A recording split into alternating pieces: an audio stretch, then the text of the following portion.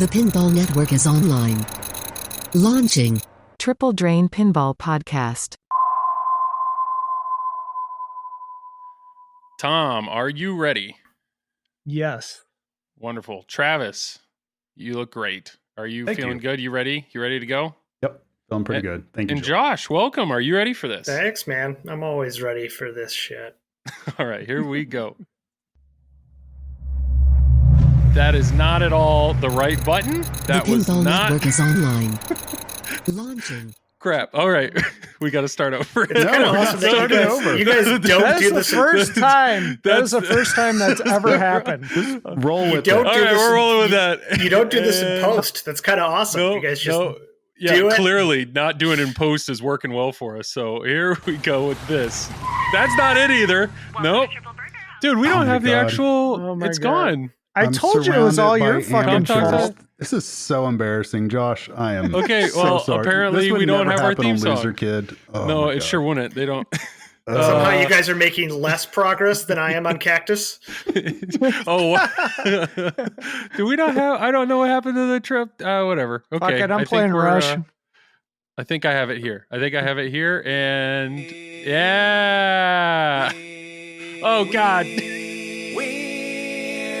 We're three guys who like to talk pinball, so we came up with a clever name. We're Joel and Travis Scott who talk pinball, and we call ourselves Triple Drain, Triple Drain, Triple Drain. We're Triple Drain. Okay, I apparently wasn't ready. No, I wasn't. That was the way to start. That was shit, Sherlock. That was clear. That was by what are we? Episode 36. That shows 35 episodes of experience at least. I mean, we were all waiting for Joel. That was the I know. freaking problem. Nobody wants to hear about Zencastr at the beginning of the episode, but Zencastr here, you put your soundboard at the top, and I start on the left and click to the right, and Triple Drain intro was not there. But TPN Triple Drain intro, well, whatever. Nobody cares. Good story, bro. Yeah. So apparently the listeners want us to put in timestamps of when our pinball conversation starts. No. So That'd be nice. Honestly, that'd be pretty nice. Josh, you want to skip forward through, this the whatever you call this? It's nice watching each of your guys' faces when you're listening to your own intro song. There's like a version of like love it, like I've heard it a lot, embarrassment. There's all your guys' faces. There's so many emotions. Well, it's a good song, and somebody made a video for us, so I feel like we can't cut it out. It's too good, but it is. It's solid. It's really nice. All right. Well, this has started off so well. We have a guest tonight. Josh Sharpe, the one, the only. He is here. I'm glad you're here. And Thanks, you're man. here because Tom is mad at you, and you need to defend some of the decisions that you have made. Single tear coming down my eye, right? Yes. So we're not going to put timestamps on pinball talk, but maybe I'll put a timestamp on tournament talk, because we're going to dive right into some tournament talk.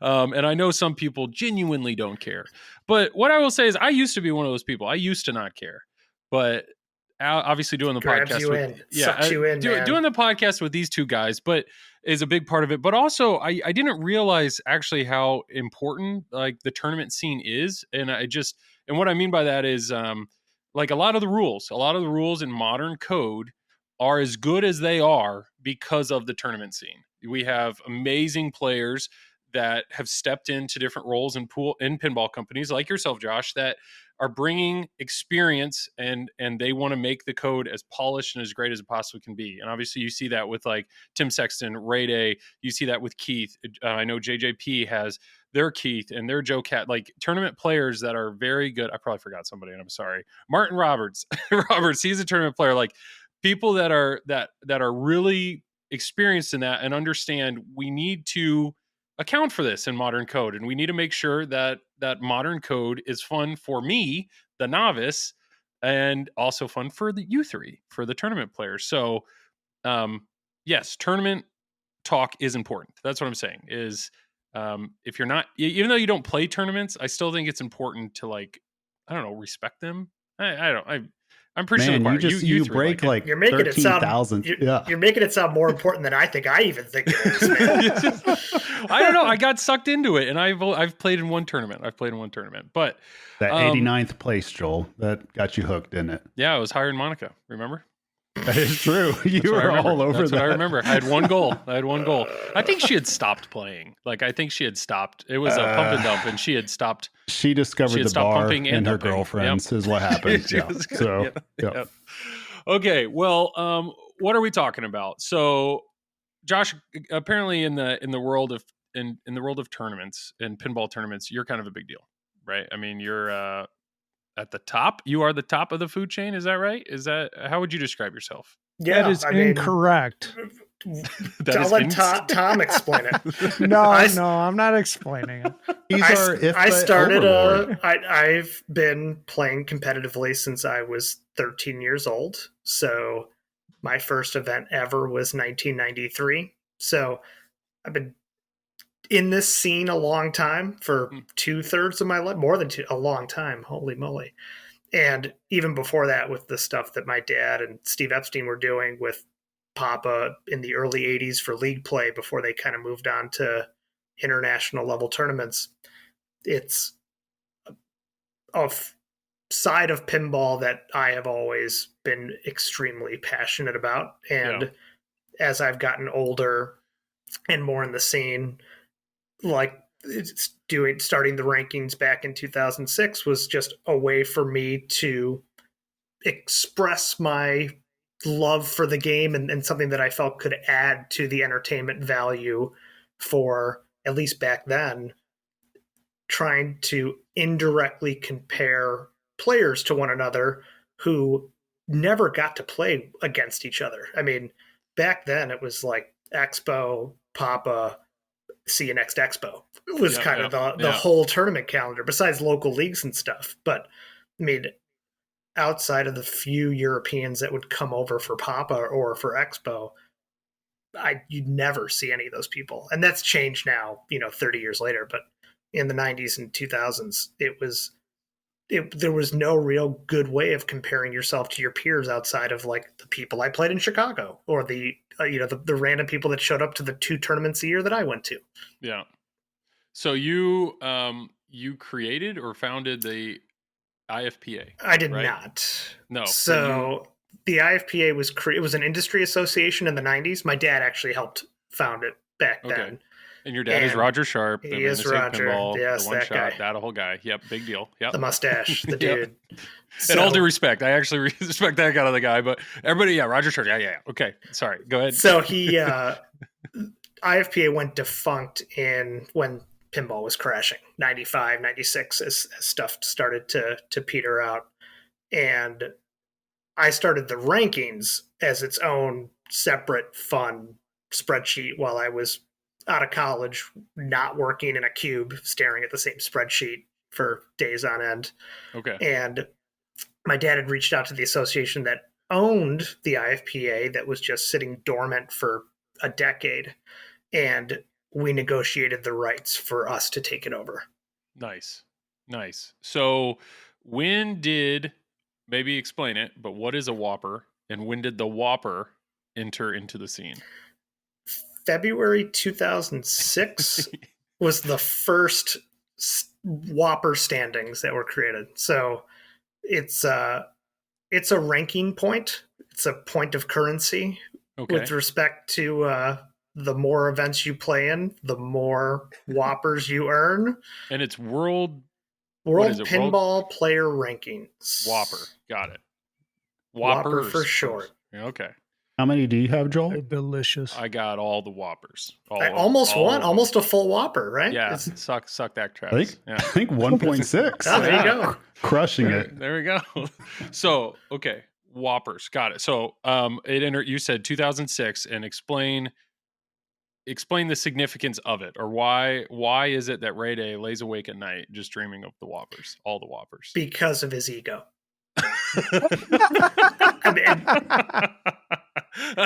That's really it. He'll tell you that. Like, it's the reason why.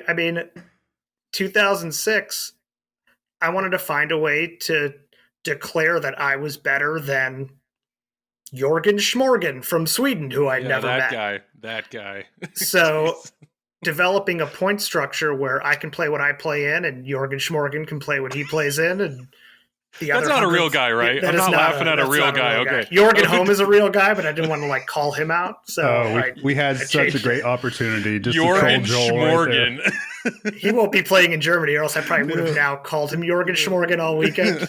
He'd have no idea why. Jorgen Schmorgen. But, okay. Yep. You know, I mean, it all stems from my ego back in the mid 2000s of feeling like I was pretty good. Not Keith Elwin good back then, but like I'd be willing to fight anyone on a game of pinball anytime, anywhere. Like, let's go.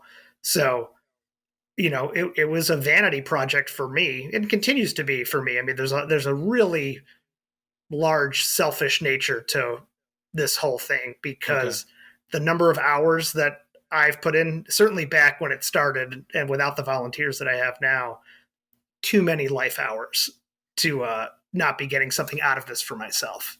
Okay. So it really is a way for people to show how good they are among a sea of very good players.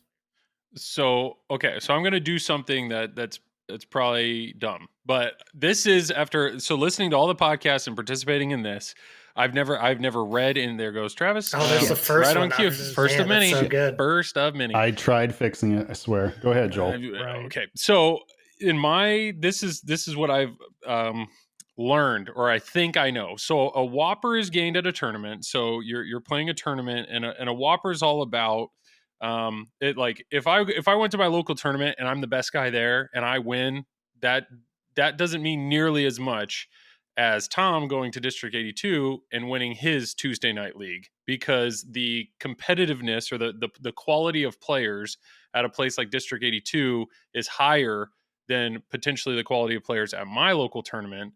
So there's like a weighting system of you, like a first place at one person's Tuesday night league may be worth way more Whoppers than a first place at somebody else's league. But there's math behind all that. There's a lot of math and a lot of trying to figure out, well, how do you value one person's or what, and it all depends on, well, how many high ranking players are playing in that same tournament as you are. Because sure, if I host a tournament with 20 of my family members, I don't know, there's probably a limited number of people that participate, a limited number of games. But if nobody there plays pinball and I win, I can't just be like, boom, I just won 100 Whoppers, praise me, because the other 19 people suck. But if you do a tournament with 20 top ranked players, then yeah, winning that tournament's a big deal. That actually deserves Whoppers. Is that at all accurate? Like, does that make it is? Okay. Yeah. So quality of players and quantity of players both feed the value of the event, along with like the quality of the tournament with respect to, are we playing one ball on your Godzilla and that's deciding the winner? Okay. Or are we playing a best of 100 on Godzilla? Oh. Okay. So there's a lot of math. There's a lot of math here. And we don't have to dive into too much of the specifics, but it seems like something, and this came up in jest when we were talking about TPF, because Travis participated in classics and he bombed. Is that the right word? Just sucked. Was that? I'm right. Yeah. That's right? Yeah. Okay. That's fairly accurate way to describe it. Yeah. It's a very, very accurate way. Apparently somebody's reached out to Travis and says, what's up with this Joel guy? He keeps picking on Travis. So I just, we're just going to lay into it. Hey, That's I have fine. white knights out there. I'm fine with that. So send all the spam to Joel, please. Travis did not do particularly well, but my question at the time was, does that matter? Like, why would you not just play? Like, it doesn't matter if you're first or last. Like, I assumed there was no negative, like, you earn Whoppers, you're not losing Whoppers. Like, is there a negative as side of today, of this? there is not a negative side to this. Yes. So, but what I'm hearing is that may be changing. And that's why, Josh, I think you're here to explain that, defend that. I don't know. What's the thought behind that? I think for me, so the changes that are still proposed, we don't know if we're going to actually make Tom unhappy or not. We're still waiting to decide if we're going to do it. But coming out of COVID, the rankings all look crazy, and I find myself not qualified for Germany. That's 3 weeks away. It's always about Josh. It is. I mean, really, it is. I know. Did Zach qualify? Did your brother qualify? No, we were okay, both. We were both locked in our houses for far too long. And we are both extremely competitive people.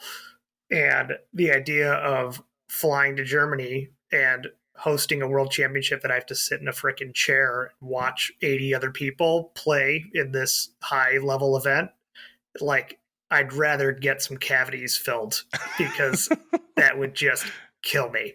Yeah. So I was able to, and upon now reflection of how my 2022 went, the opportunities that I had to compete through my ability to take time off, my ability to live pretty close to District 82, my ability to have the means to, stay at a hotel, travel, do whatever.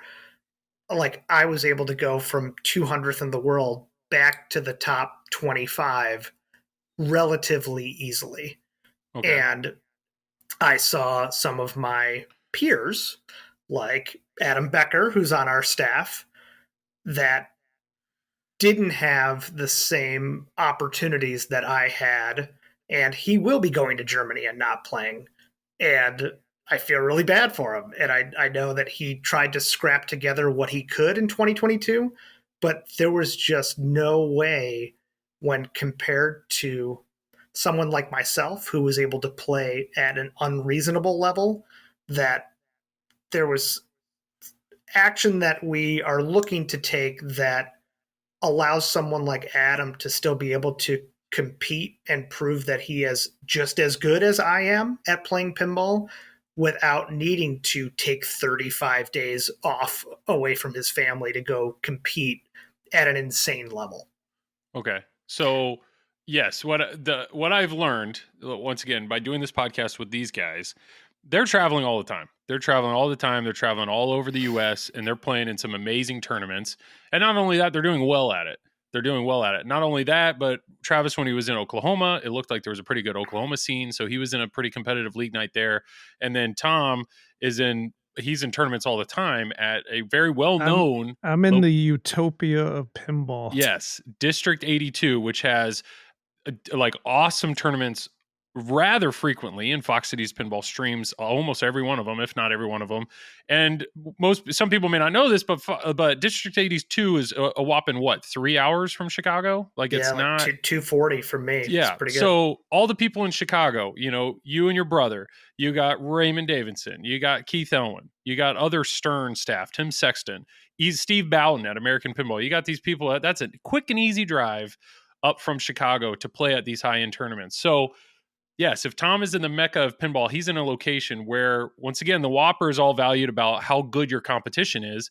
Well, if there happens to be a whole lot of really good competitors all in one place that can participate in a lot of pinball tournaments, yeah, I could understand how those people have an opportunity to get a lot of Whoppers that other people, what Smorgasborgen or whatever his name was, out in the middle of nowhere, he may not. He may only be able to participate in 5 or 6 tournaments a year. So and for most, like, we have that data, and for most of the world, and I feel bad because, like, Americans do not understand how good we have it. Even if you're within a stone's throw of District 82, you're on like another universe. But like, there's pockets in America that countries dream of having, a fraction of the events per year that they can play in. And what happens is you end up with a ranking system that doesn't really do an accurate job because the inputs are so variable from player to player. It would be like you challenging Travis to Godzilla. He gets to play it once and you get to play it 4,000 times. Who's going to win? I'd probably pick you, Joel. Like fourth, giving you 4,000 attempts to beat Travis's one attempt. And if our system is saying, well, Joel's better than Travis, I mean, math doesn't lie, right? Wow, Right. that's a shitty system. You put it that Right. way. So obviously that's an extreme take on it, but it really is kind of how we're looking to possibly balance the system for next year, which is, hey, Joe, we're going to give you those 4,000 attempts. That's still cool, man. You go nuts. But we're going to start to, like, maybe after 1,500 attempts, anything after that, you might get to keep 80% of your score. Okay. You might still beat Travis. Yeah. And you still have a ton of plays that you can do, but at some point your overplaying, your excess playing against Travis won't be as advantageous as it is just taken in the raw form. So you can't limit, like what I'm thinking here is if that guy in the middle of nowhere can only play 5 tournaments, you can't just limit everybody to 5 entries. Like Correct. You can't Correct. limit the number of plays. That would be silly. So what you're saying is we're setting a reasonableness level. So Okay. there's plenty of people that are playing not enough. And Yeah. at some point we're saying, sorry, dude, I know you only play 3 tournaments a year. It's not enough. You need to play more, because in order to fairly compare yourself to your peers, there is some amount of data you have to put in. You can't play once and then expect everyone else to be compared to your one attempt. Yeah, that's fair. I know when we had Neil McRae on, that was something that he was talking about, just over there, like the amount of tournaments is so few, and they don't get this, and that's why you see Neil get on a plane and fly over here. Or with Neil, I mean, him Yeah. running stuff now over there is helping the scene awesome. a ton. Yeah. I mean, without Neil, it's like they had the UK Open and the Pinball League, and that was like it. And the UK's huge. Yeah. And they got like nothing. So I know this was something that kind of boggled my mind, but it's like Escher, right? So Escher's out there in Colorado. I thought I heard that he doesn't play in league, and the reason and my thought was like, why would you not? Because he'd get first every time, and basically what they said is because it's not worth it. Like, it's not worth his time because his skill level compared to his peers or something, it's like he doesn't get many whoppers from it. Is that was something that I heard? So at some point, and this is the change was 5.8 this year. I can't even remember anymore. Yes. Come on, competitive pinball people. Travis is saying yes. So I'm going to go with yes. Which change are you talking about? I'm talking about the Whopper inflation. Oh, yeah. That was... So that is happening. That was 5.8. It was certified. Was that... Okay. So we're in the process of trying to separate out, with respect to value, really big events from really small events. The older versions of the system, and we change every year. So there's been a new system pretty much every year since 2006 that it didn't do a great job of separating out that local league win from a Texas Pinball Festival win. Yeah. And now, to have Escher saying something like that, it means the system's working because he has so many events that are large victories that him having a small victory is meaningless for his card. It won't raise him in the rankings at all. Okay. So, I mean, I would assume your goal, you don't want people to play less pinball. Like that's, we don't want people to play less pinball, but is there now going to be a potential like fear of like, I don't know if I want to play in this tournament because if I do bad, that hurts. I think that's my big question. Like, we've seen some people on the Discord and like forums, and they're just like, oh, now it's like you don't want to play. And you were telling me privately, Josh, and you were like, no, actually you want to play because your rank would have dropped significantly more had I not played. So Joel, the metric that we're using to sort of equalize people with high variable amounts of play is a stat that we call efficiency percentage, which is if an event is worth 100 whoppers and you get 10, you're batting 10%. Okay. So if you are getting better at pinball, the more you play, regardless of whether an event is worth enough to hit your card or not or whatever, the more you play well, you can raise that percentage and it will impact you in a positive way. So, offline and share, running through Tom's model of like, what if I never played at District 82? And it's like, well, you'd be worse. Okay, well, what if I only played at District 82? Yeah. Well, you'd be worse. That it's still an additive thing if you are playing well. And I mean, ultimately it comes down to, well, what if I remove all the events I played poorly in? And it's like, well, then you're Keith Elwin, and there's only one of him. And playing poorly is a part of, someone's whole journey as a pinball player. And it's representative of their true skill. So what about, okay, so back to Travis's TPF experience in classics. He's got, what is it? You had like 8 games you had to play to get your positioning. If you got 7 games in, you realize this isn't looking good. If you would have just stopped, or no, as soon as you start, you're done. As soon as I played ball one, yeah, as soon as I played ball 1, game 1, I'm in. We call that an exploit, Joel. Well, there was a new rule that was put in place this year that I think it's if you're inside the top 250, right? You cannot drop out of a tournament. You just gotta, as soon as you start, you're all in. Which I like that rule personally. Okay. So what I will say is when I heard this buzz, right, and it was in one of our Facebook chats, and I don't remember who it was, but so I'm like, the misinformation. Yeah, it's like we got something stirring the pot here in the tournament world. Let me try to look at this and I know this isn't my place, but let me see what's going on here. And I ended up looking at an Excel sheet, and it showed current rankings versus proposed change, and it was interesting to see because like. The top few positions didn't change. Escher's still Escher. Like Raid A was still Raid A. They're still there. But then they play a lot. They do, right. And they're very good. And then I know, what is it? Is Johannes? Is that his name? Yeah. Is that the guy that's like unbelievable overseas? I think when Avengers came out, he like beat it the very first time he touched the game. Is that I'm talking about the right guy? He's right? in my EPC group. I'm looking forward to kicking his ass.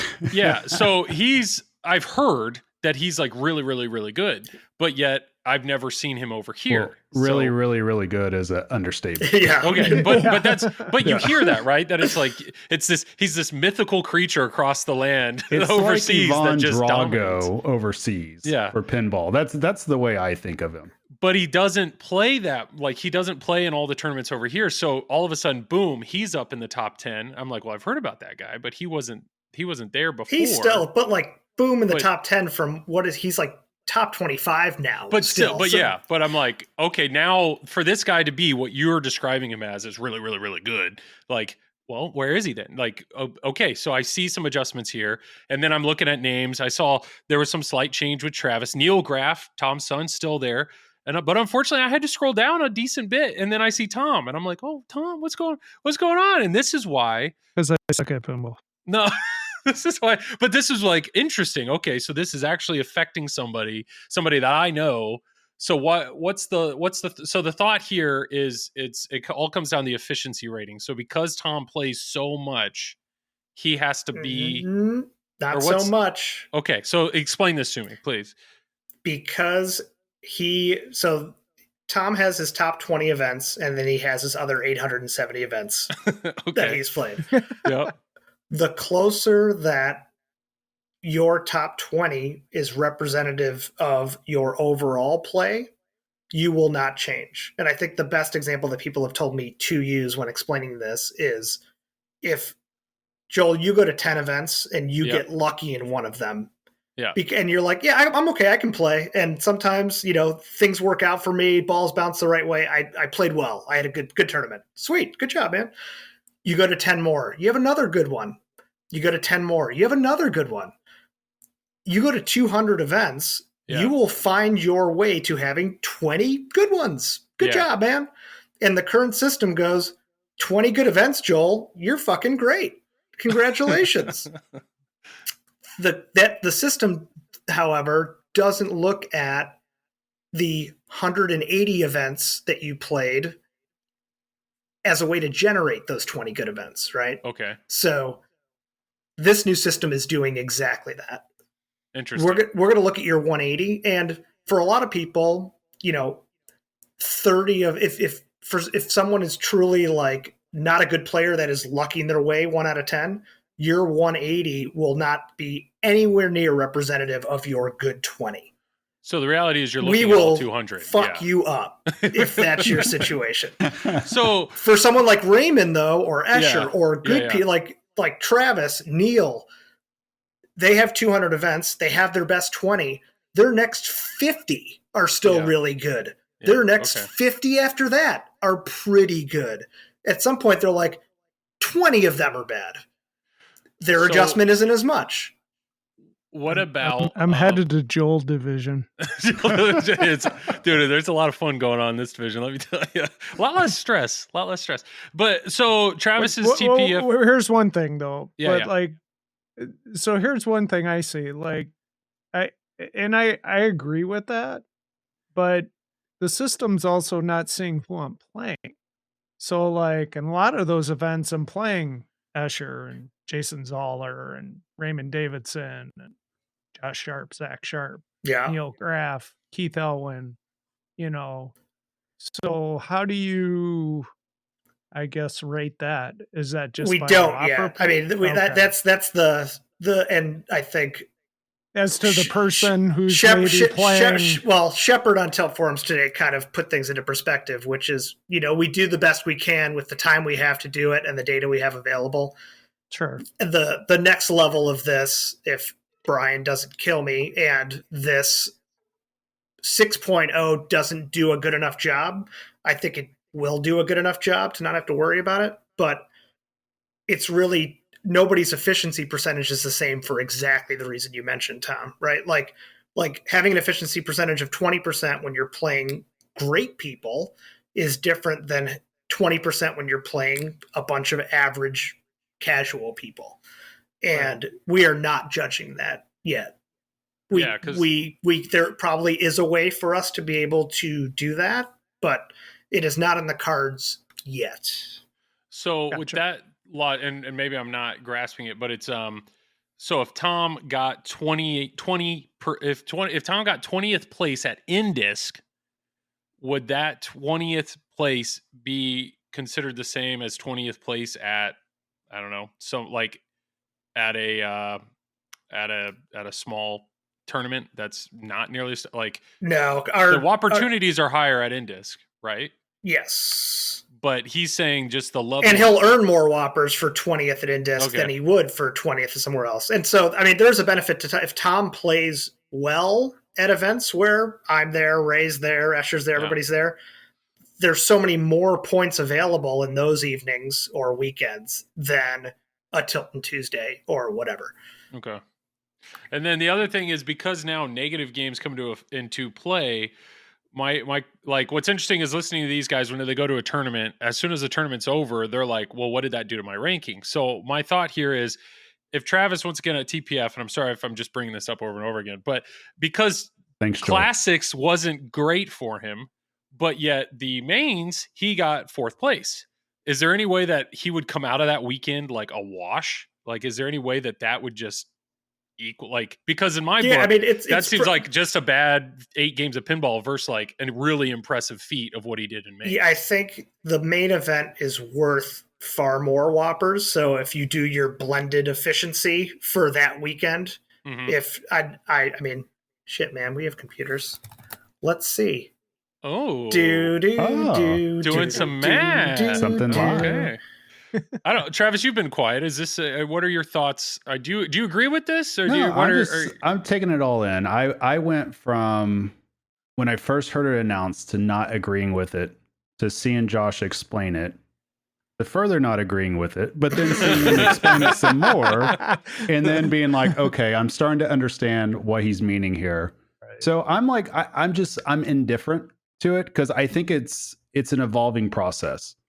That I think it's one of those things that it's hard to judge something until you see an actual sample size come out of it. Because otherwise, it's like we talked about before, it's all in theory right now. Like, what will the rankings look like next year? What will it look like 2 years from now?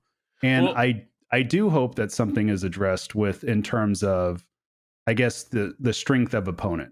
Because obviously, like, to me personally, I think going up to District 82, and people talk about this all the time, like, oh, somebody just travels for their Whoppers or they do this to do that. And like I tell those people, it's like, well, we're not just traveling to play nobodies. It's literally world-class players everywhere, like in every single group. So I remember there was one tournament in which one of my last groups, I had like Kaylee George and Zach Sharpe.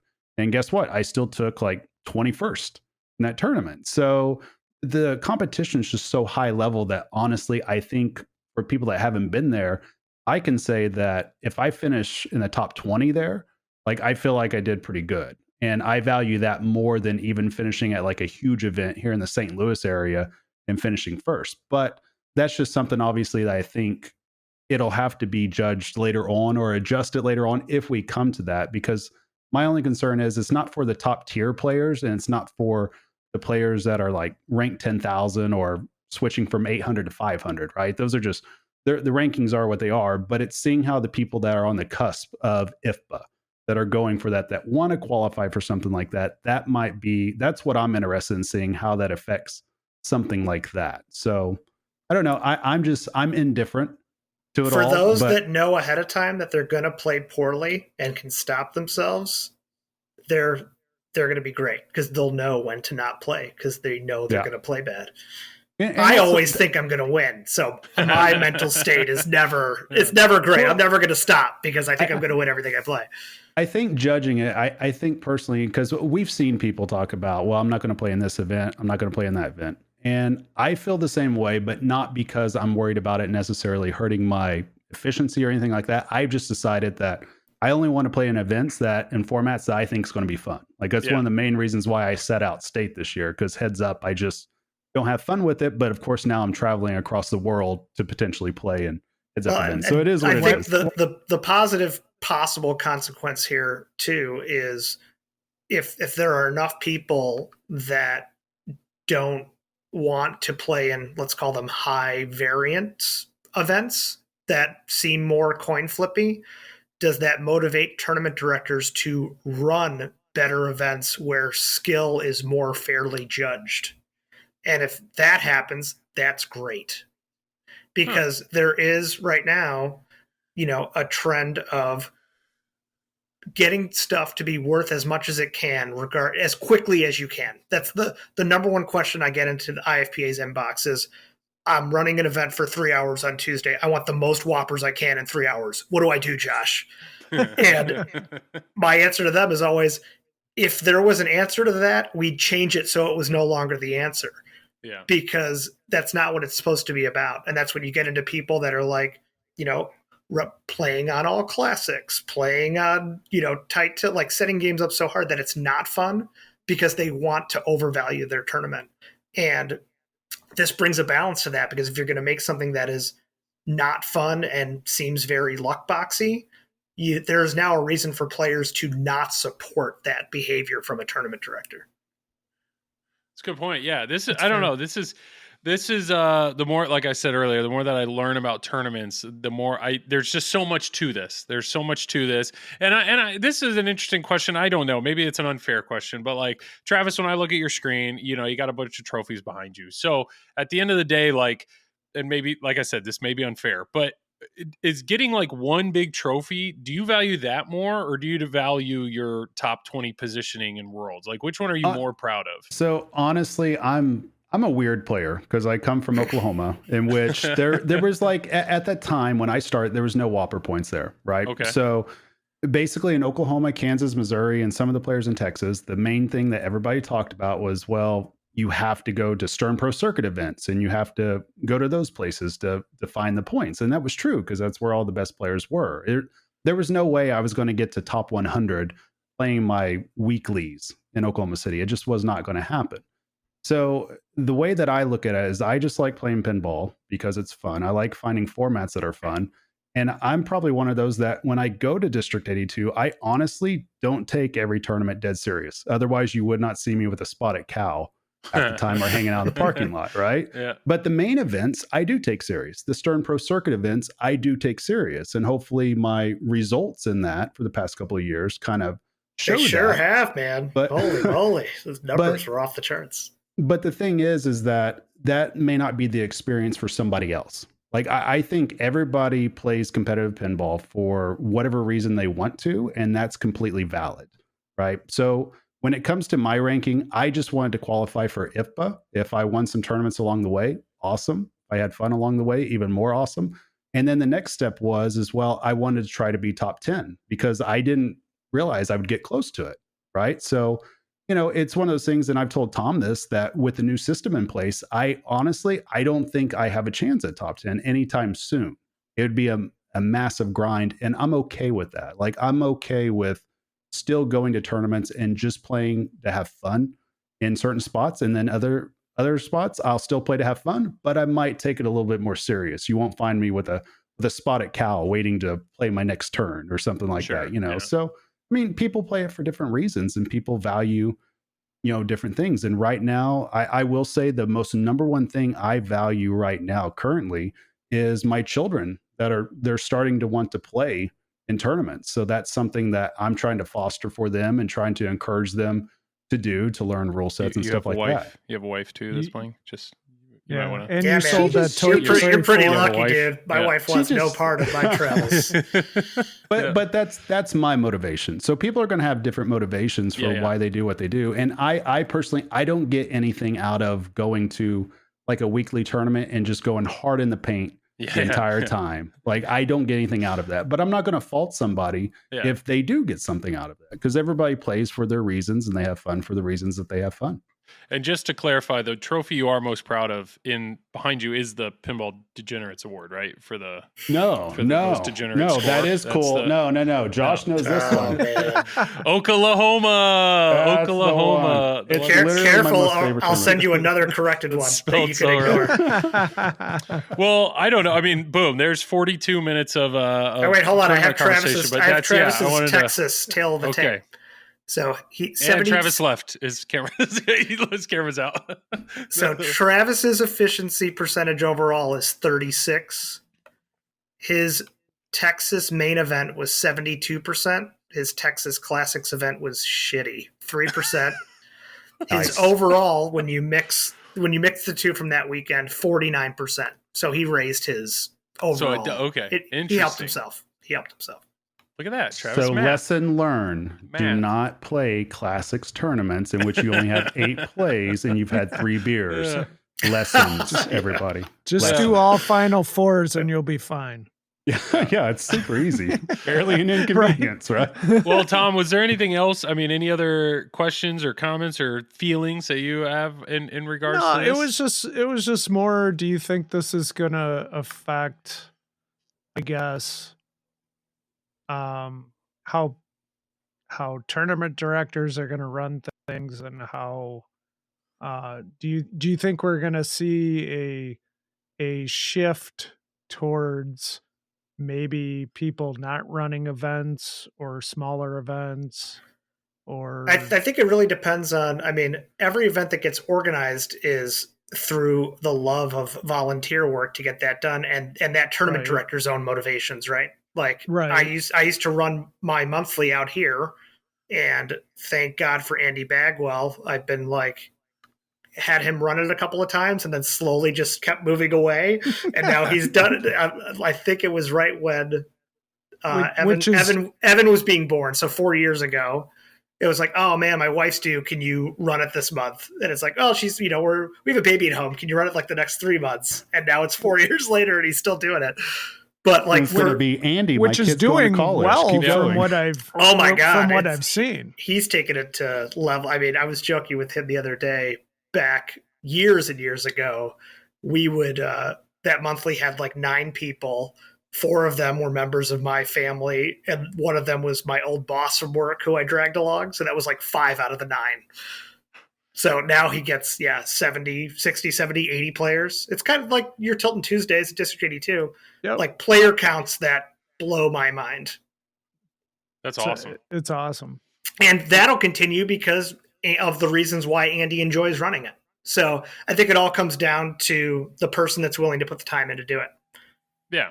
Clearly there are people that are in rage mode that are now no longer running anything ever. And that's that is a response. Yeah, and I would feel like Marty and Jeff. That is a pinball game that exists. So, is there anything, anything else you want to clarify, or just I don't know, any other thoughts, Josh? Because I'm assuming this comes out, and some people were elated to see like, awesome, yes, they're taking like boom, their thing, and then other people are like you're saying in rage mode. But obviously you can only type so much. Is there anything else you want to clarify or say about this? Yeah, I mean, nobody thinks about this shit more than I do. Okay. And the private feedback I've gotten has been that this proposed list looks way more accurate than the current list. Okay. And a lot of the things that we do, we're not just math people. We're math and reasoning people. It's really easy to be like, well, that's what the formula says, so fuck off. Like, if something doesn't pass our smell test, and we used to call, like, we've run so many simulations over the last 15 years. And back in the day, we called it the Keith test. We'd make some changes that we thought in theory were good changes. You run it, and Keith is ranked 13th. Yeah. That does not work. So those theoretical great decisions go in the garbage, because the list has to reflect reality. And for me, reality is discussing with my peers who are the best in the world at this, based on what they've seen from people and who they've played against. It's sort of just a rational test of people that I've seen play, people that I've played against, people that I think I'm better than, people that I think might be better than me at this point in my life. And I do think it's a better move for accuracy. And I apologize to people like Tom who take it on the chin a little harder than others. But I'll always have state. That's right. That's right, man. That was going to be my last question. Can you confirm or deny that the proposed plan, when you were writing this, that it was not saved as "Screw you, Tom Graf"? Because that's what I thought the document. I thought there was a leaked document at some point that was the title. I feel bad for Tom, because because we get a lot of not anonymous to me, but a lot of people that complain about things anonymously, and the number of times that Neil's name was used was far more than I would care to admit. And it's been great to see Neil like earn where he is. Yeah. I was just going to say, has that died down a little bit? Yeah, of course. Because he's shown, like, besides you're obviously, the stuff that you're streaming at District 82, he's now no longer just playing that local crowd, right? We're having, major events up there, and he's swinging, man. He's swinging with the rest of us. Oh. And you go from a random name on a spreadsheet that doesn't belong to a bunch of people that don't know shit. They don't know anybody. They just see a name, and I've never played against that person. I've never seen them play. They suck. And that's everyone's like default mechanism. Yeah. Like, prove to me that you're good, because I've never heard of you. Yeah. And he has proved to a lot of people that he's good. Well, I just remember before I got into this, and I would watch, you guys at Papa, which I thought was amazing. I'd see people on the forums like, well, they're only getting 200 million on Twilight Zone. And it's like, well, yeah, you're not playing in your basement where you have your posts all the way down, and the game set up easy. It's set up hard as balls. It's a different universe. It's a different universe out there.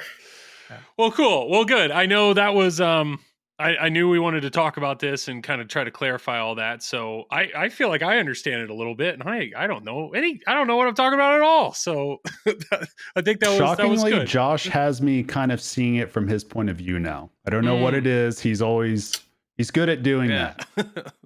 Well, I don't know what it is. He's good at a lot of things. There's your transition. He's good at a lot of things. That's how I keep my wife to stick around here. Yeah. I just keep talking until she's like, fuck, fine, whatever. So transition here. What are we at? We're at 49 minutes. So here's your number. Why do you keep saying that? I'm saying that because if we were talking people about want to know toppers, when pinball talk happens. We were talking about toppers. You'd be all fucking excited. Joel, that was actually probably the most exciting segment we've had since the freaking Magic Stick stuff. So I enjoyed that. Good. I agree with that.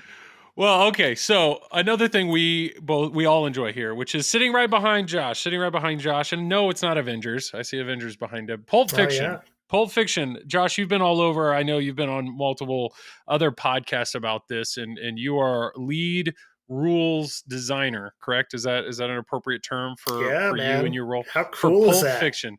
Yeah. So cool. Yeah.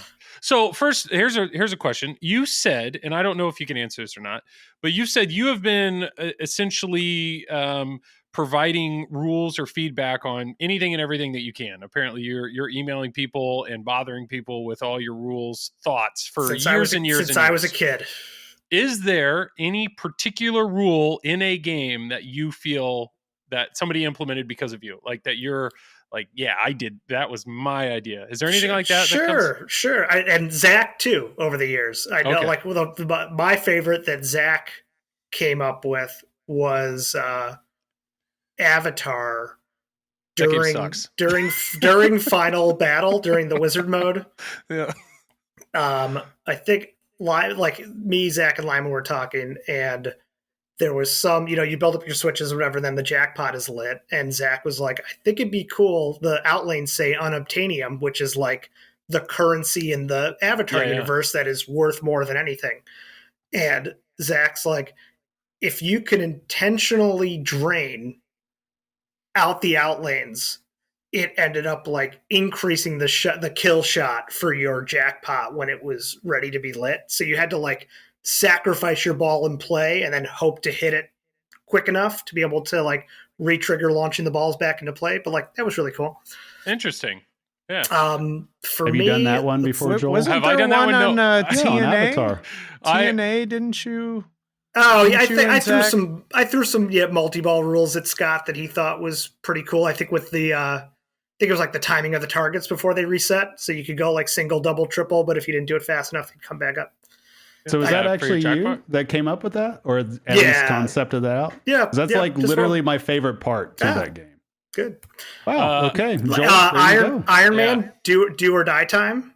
Yeah, that was you, and that was because there was nothing there, and back in those were some not great Stern days. Those were like they needed a game on the line in 6 weeks, and Lyman and Lonnie were throwing anything they could into a game to get it shippable.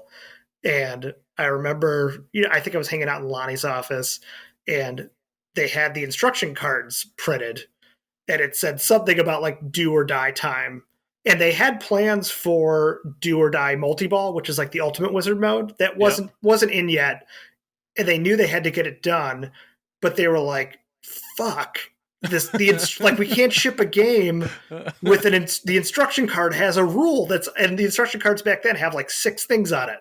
Yeah. We can't ship a game that doesn't have one of these 6 major things on the card. And I said, guys, it doesn't say do or die multi-ball. It says do or die time.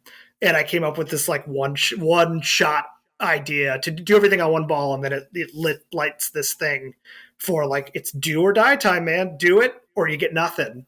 And they threw that in there, and it worked. Nice. Yeah, I made my comment about Avatar. That was actually the first pinball game I owned, and it pissed me off because you've upgraded since. It kicked my butt, and the fact that you would lose progress on everything after ball 1. I was like, well, I suck at pinball. Come on, because I want a 3-ball game, not a 1-ball game. But I did the Kiss Army the hurry ups for the Lonnie. Lonnie was struggling to find out what to do with the target banks. But he had a dedicated insert that was already in the playfield. And that's what, I mean, I feel so bad for those guys because we're pretty, at least through the Pulp Fiction design process, we had more than enough time to figure out what we wanted to do before like playfields were printed. So, the playfields get printed and Lonnie's like, I have an Army insert on the center ramp that's just there. And I have the Kiss insert that's on the left orbit that's just there.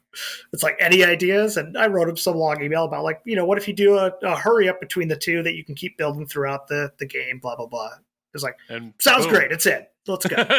Sounds great. It's past review. Yeah, that's awesome. How many ideas have you thrown at Keith Elwin that he has completely ignored? Man, I just sit back and enjoy his stuff. Okay, there's not much to throw at him. Yeah, no, that's awesome. Well, that's really cool. I think it's a lot of people have known your name from a tournament standpoint, but I think that was something you'd mentioned before, and I was like, I wonder if he has examples. And yes, you've got a lot of examples here. Of stuff I have more email. I mean, I have emails to Lonnie that I'm sure at some point gets mostly. I had a bunch of Aerosmith stuff because I was a huge fan of the band. That I'm sure he was like, "Fuck off." that all got ignored, but.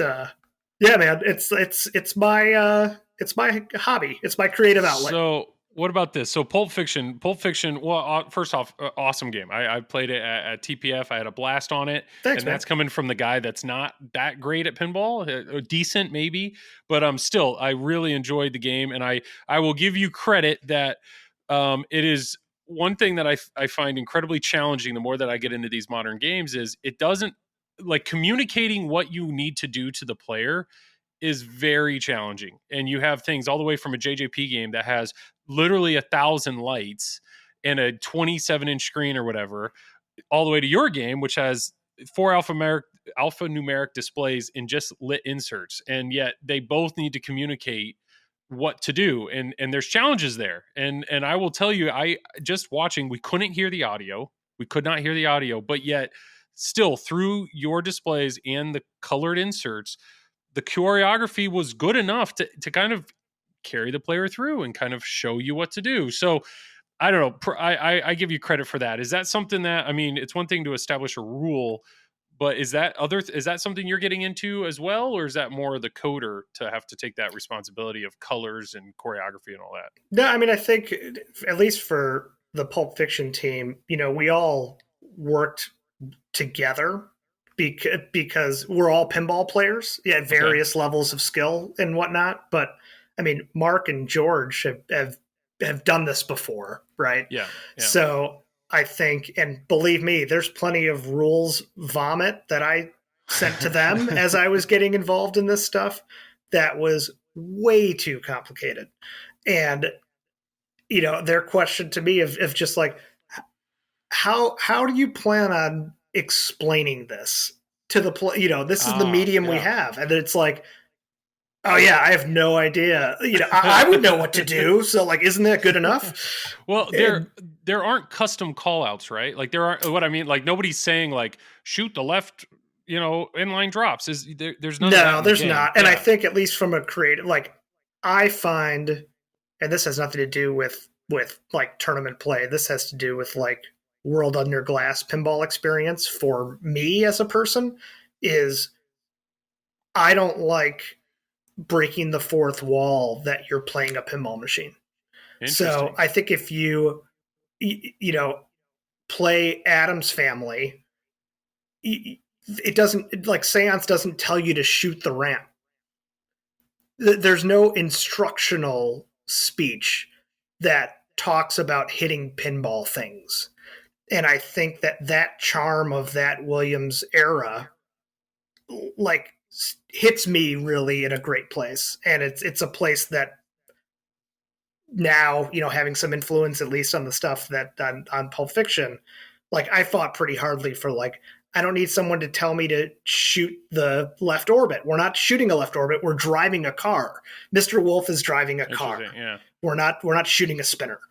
So hearing somebody say "shoot the wamps" in Godzilla doesn't give you the charm. But it works in that game because of the campiness of. You have to.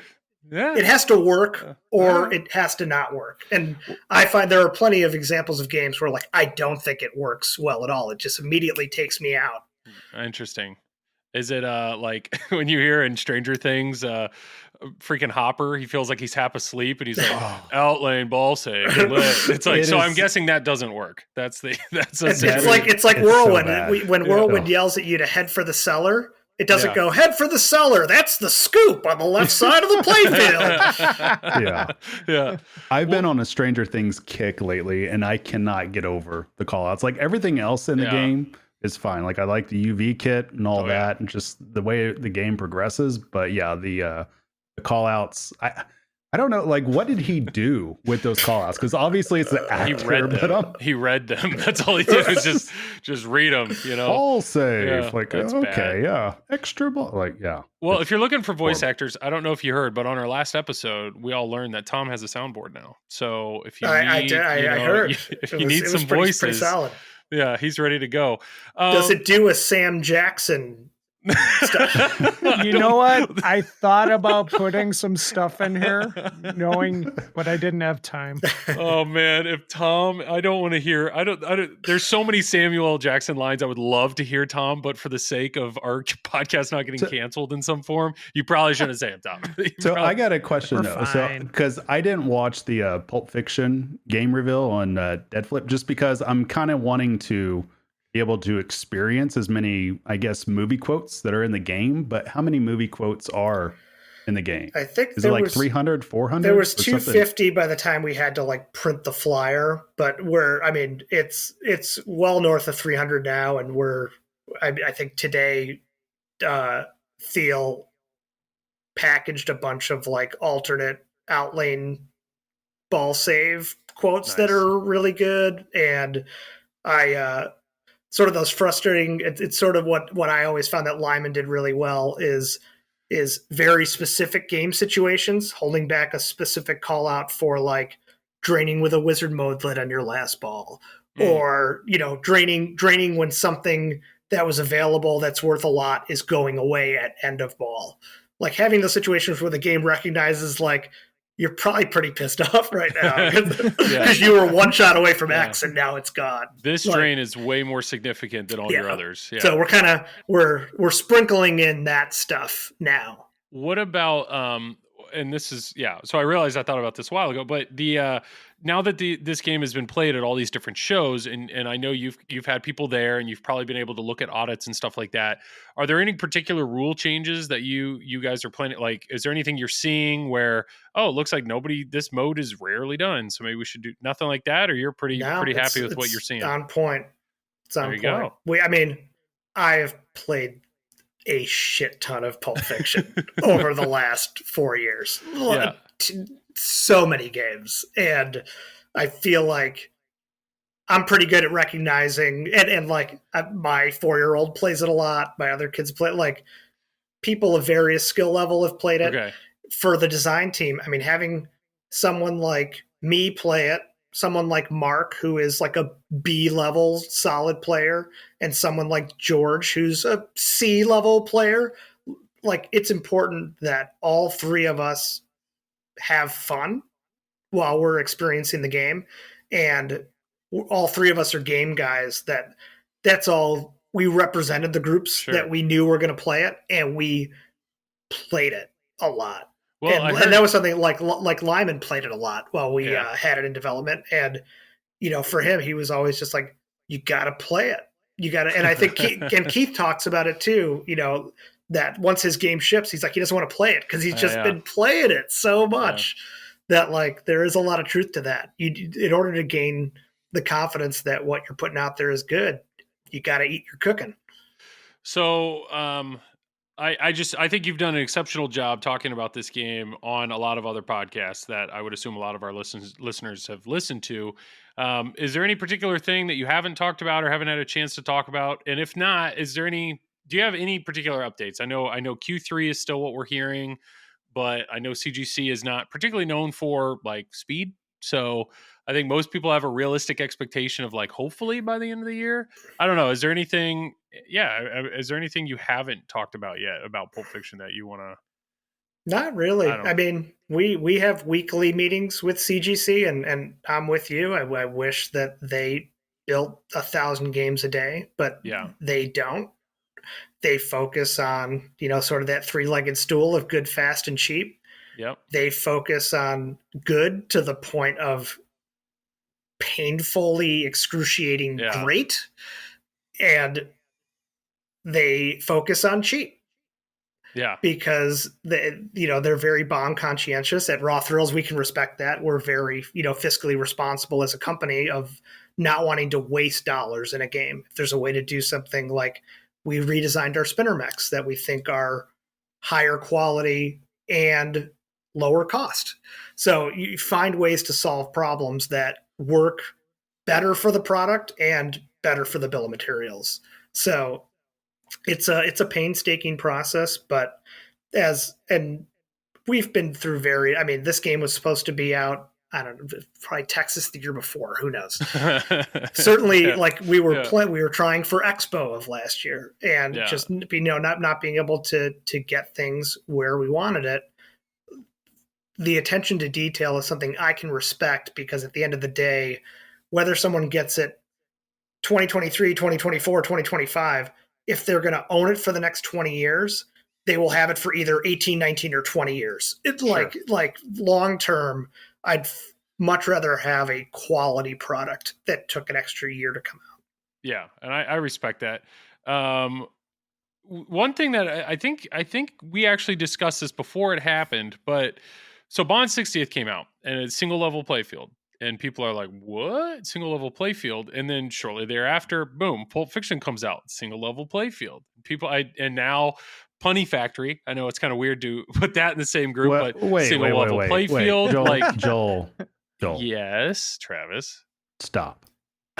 Okay. Now TNA, proceed. single level playfield. Go ahead. You got us back. Okay, go ahead. But is this because your game has been done for so long, when you saw that the Bond 60th came out, did you feel like that was good or bad? Like, okay, let's see how this single level playfield's received by the community, because that's what's coming with our game. Or did you feel like they stole your thunder because that's unique to you, or not? Like, this is good overall. I don't know. Any thoughts that for all these single level games? Good pinball is good pinball. I think. I knew what the selling price was going to be, so we weren't worried about much of anything. And the fact that it's a limited run, it is what it is. And Keith joked with me, because I have all of Keith's games, a while ago, it's like, you have all of them until the next one, and just sort of poking me of like, I'm not you guys. I don't have one on order. Yeah, this all of us guys, that just have them in their basement. Yeah, thanks. But I think flipping out the single level coincidence. I think the Bond licensors had that option for them to pursue, and for us, that wasn't the game we wanted to make, right? I think Mark has talked about that circumstance for us turned this into this. Yeah. And for us, it was like, well, this is what we're faced to do. And this was all before I was involved. For Mark and George, it was like, well, these are our options. We can tell them to go pound sand and have a nice day, or we can take this on and see if we can spend a couple of $1 million to make a couple $1 million and have some fun along the way. And for them, it was like, yeah, let's do it. Let's see what we can do here. And I'm glad we did. No, that's awesome. I know Tom has one on order, unless you canceled it because Josh changed all the rules. All right. I'll bring it back, Tom. I'll freeze you. No, I still have it on order. Yeah, no, it's an awesome game. I think it's funny coming away. To be honest, coming off of TPF, I think that was the one that kind of surprised me the most. Almost, it may have won the show in my mind. It surprised me a lot as well, Joel, for sure. I've probably been the most pessimistic person on the team.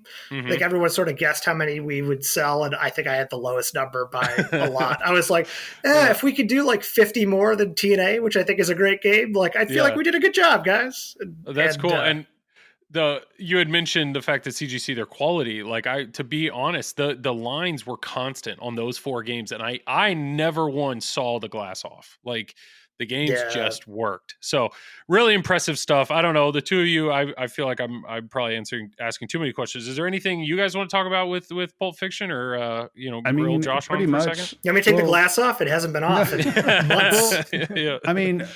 Pulp Fiction to me is the perfect storm, because Joel, Tom, we talk about this a lot off podcast, that I think that the pinball industry in general has just criminally underrated the value of 90s themes, I think, at this point. And kind of just because I see what the demographic has become just from where I work right now and everything. And I see what people that are casuals, very much casual to pinball, that's getting into pinball, starting to buy pinball, what they value and what they like. And Pulp Fiction is one of those that hits like a lot of marks around with it. It's the same thing I've told you guys before. Like if somebody redid South Park, my God, it would just absolutely crush. So I'm with you on that. There's certain themes that I think that there's a lot of the buyer base right now that's 35 and above that are very familiar with late 80s, mid 90s themes. And that's like the wheelhouse right now. And that's why I think that's why we're seeing Foo Fighters do pretty well too. I mean, obviously it is an excellent design, excellent artwork.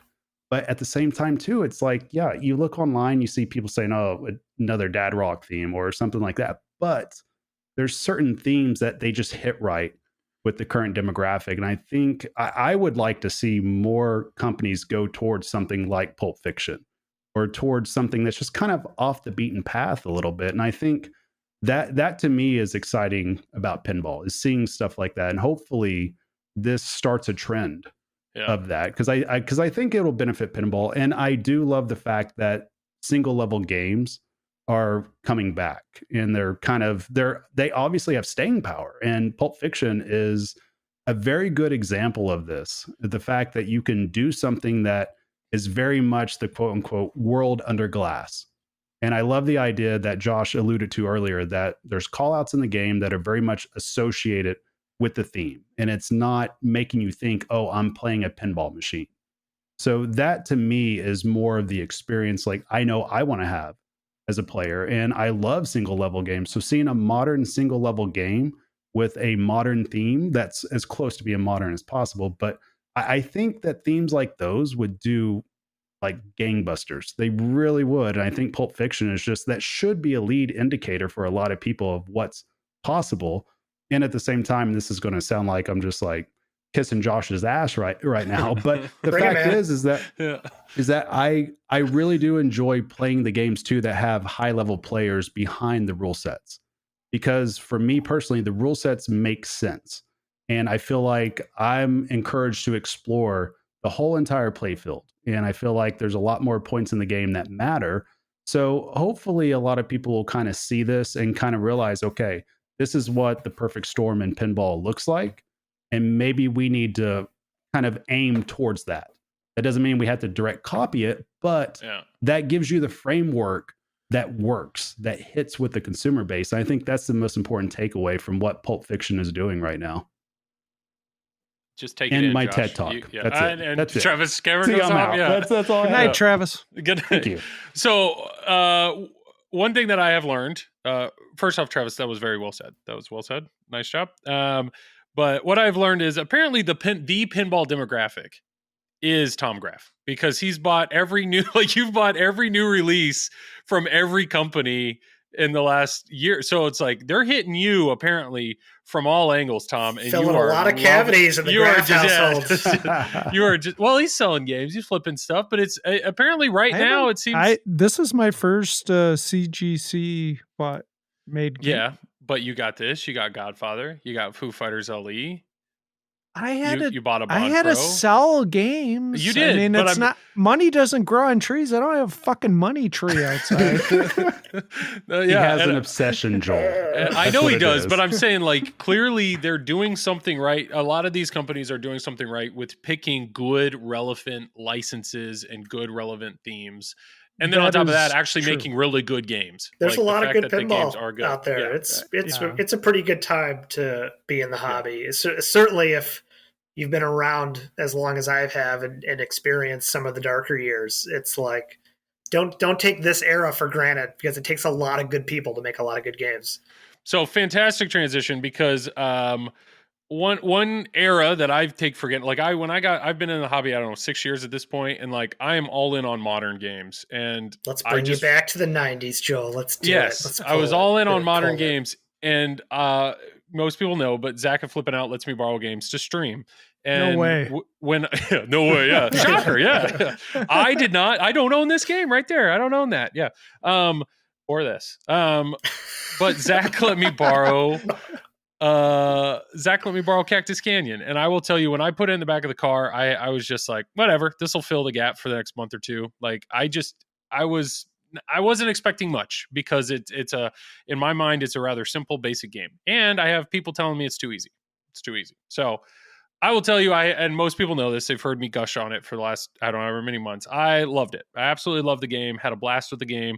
And just to clarify, that game was unfinished when it was originally made. CGC has remade the game, and they did finish the code, as in there is a wizard mode in the game.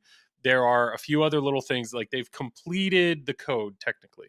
But Josh, you and Lyman were put in a position where you've had the opportunity to go farther. Is there a particular reason that they picked Cactus Canyon to do this, or have they thought about doing this with other games in the past, or is it just? I mean, I think Doug sorted. I mean, what he did is he did the big 3 remakes first, which was hey, just make Lyman games, you'll be fine, and then he ran out of that. And I think he sorted his spreadsheet by market value rather than by quality of game.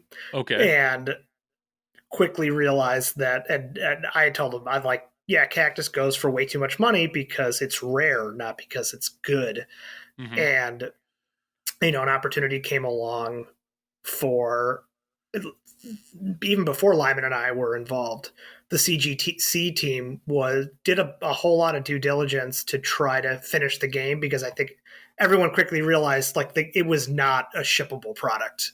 Yeah, and they were too far into it before they realized it wasn't a really great game. And they still would have done fine selling 90s Cactus to enough people probably, but that same thing, focusing on quality product and trying to sell a lot of units of one investment in the development of a game is they've taken the time and resources to try and finish that, and the ability for Lyman to become available after Elvira was wrapping up over on the Stern side, and the ability for me to be around and help, whether I'm asked to help or not. I just help. That hasn't changed in 30 years. I keep doing it.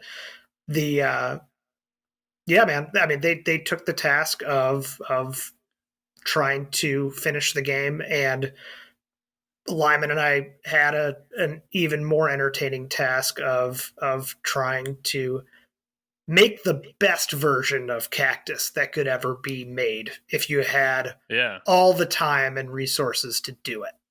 Yeah, which is really interesting because it's kind of what you were saying before. You've been in a situation where a designer had an insert on a playfield that was empty, and they're looking at you as fill it. Well, man, technically, the number of inserts we wanted to change on this thing, holy moly! Technically, Cactus, every insert does something. I mean, it technically it's done, but you guys have sat down and brainstormed how much further you want to take it. And I know you've said before, like, you have beta code on your game, so you already have stuff on yours that's different than others. Yeah, I think that was probably the biggest, the misinformation that I've been hearing is, nothing's done. And obviously, yes, there were words that I said about stuff not being done, but if any of you guys came over and played this right now, I have no doubt you'd love it already. Nice. The things that, the core, at least for Travis and Tom, where the points come from in the game are radically different than the game that is available to play right now. And a lot of that came from, Lyman and I wanting to, since the 90s, I kind of pin it at AC/DC.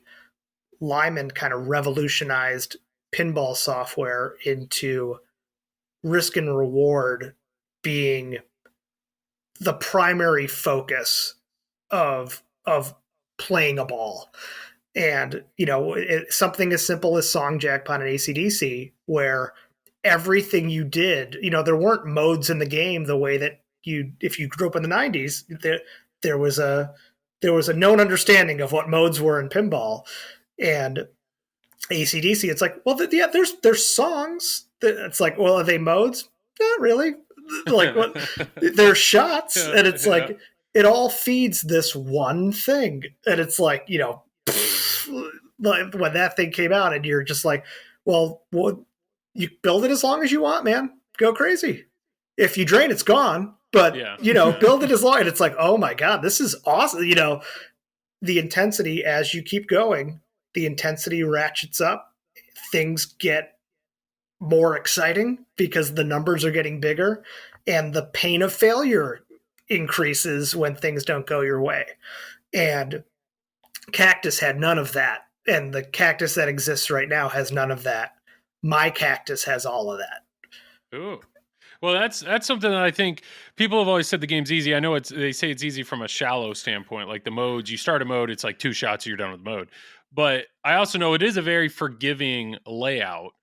I mean, what can you? Is there anything you can do about the layout besides just jack up the back more and open up your outlanes? I mean, is there anything that's all you can make it physically more difficult? Like turn off the ball save. Raise your outlane. I mean, mine plays like a bitch.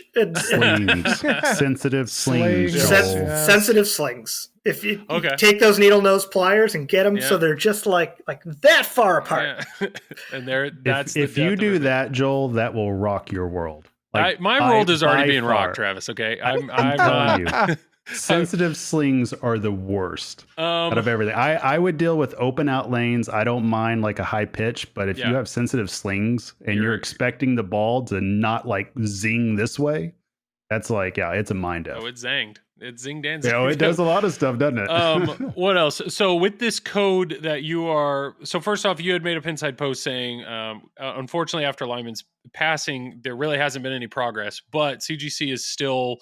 Like, I know you are absolutely planning on pushing for this to happen. You are still reassuring that, that this is a priority. And that post is now old news because we've had some progress this week. So, that's awesome. Stuff's happening. Okay, that's really exciting. Is the plan when that's released? Is the plan going to be like when you push the start button, you get a pick, or is it something you do in the settings of the game? It'll always be one way or always be the other? So I think right now everyone has 2 settings, which is OG 90s Cactus and whatever. I mean, what is like completed Cactus. Okay. And then I think ours is called Extended Cactus or something. That my game has 3 settings. Your game has 2. Yeah, look, fancy you. Oh, yeah. That's why they pay me the big bucks, Joel. Last question, and maybe you can or cannot answer this, but rumors are that there's a hardware component. There's a new hardware component in this game. How, if there is, hypothetically, how would that impact the current version of the code? Or does it? Or, I mean, like if I want to switch between current and your extended, am I going to have to physically remove something from the game, or is it really interfere? I think, and I have not actually seen any hardware yet myself. I've seen drawings of stuff, but I haven't seen, nothing's in my game. And I know that in code for at least whatever the completed and the extended versions will both be able to handle this hardware. Okay. The OG, that's a great question, Joel. I have to email Chicago Gaming about that. Nobody wants to play that anymore. The OG one, yeah. And so I have a feeling it would freak out at having additional components on it, trying to run that code.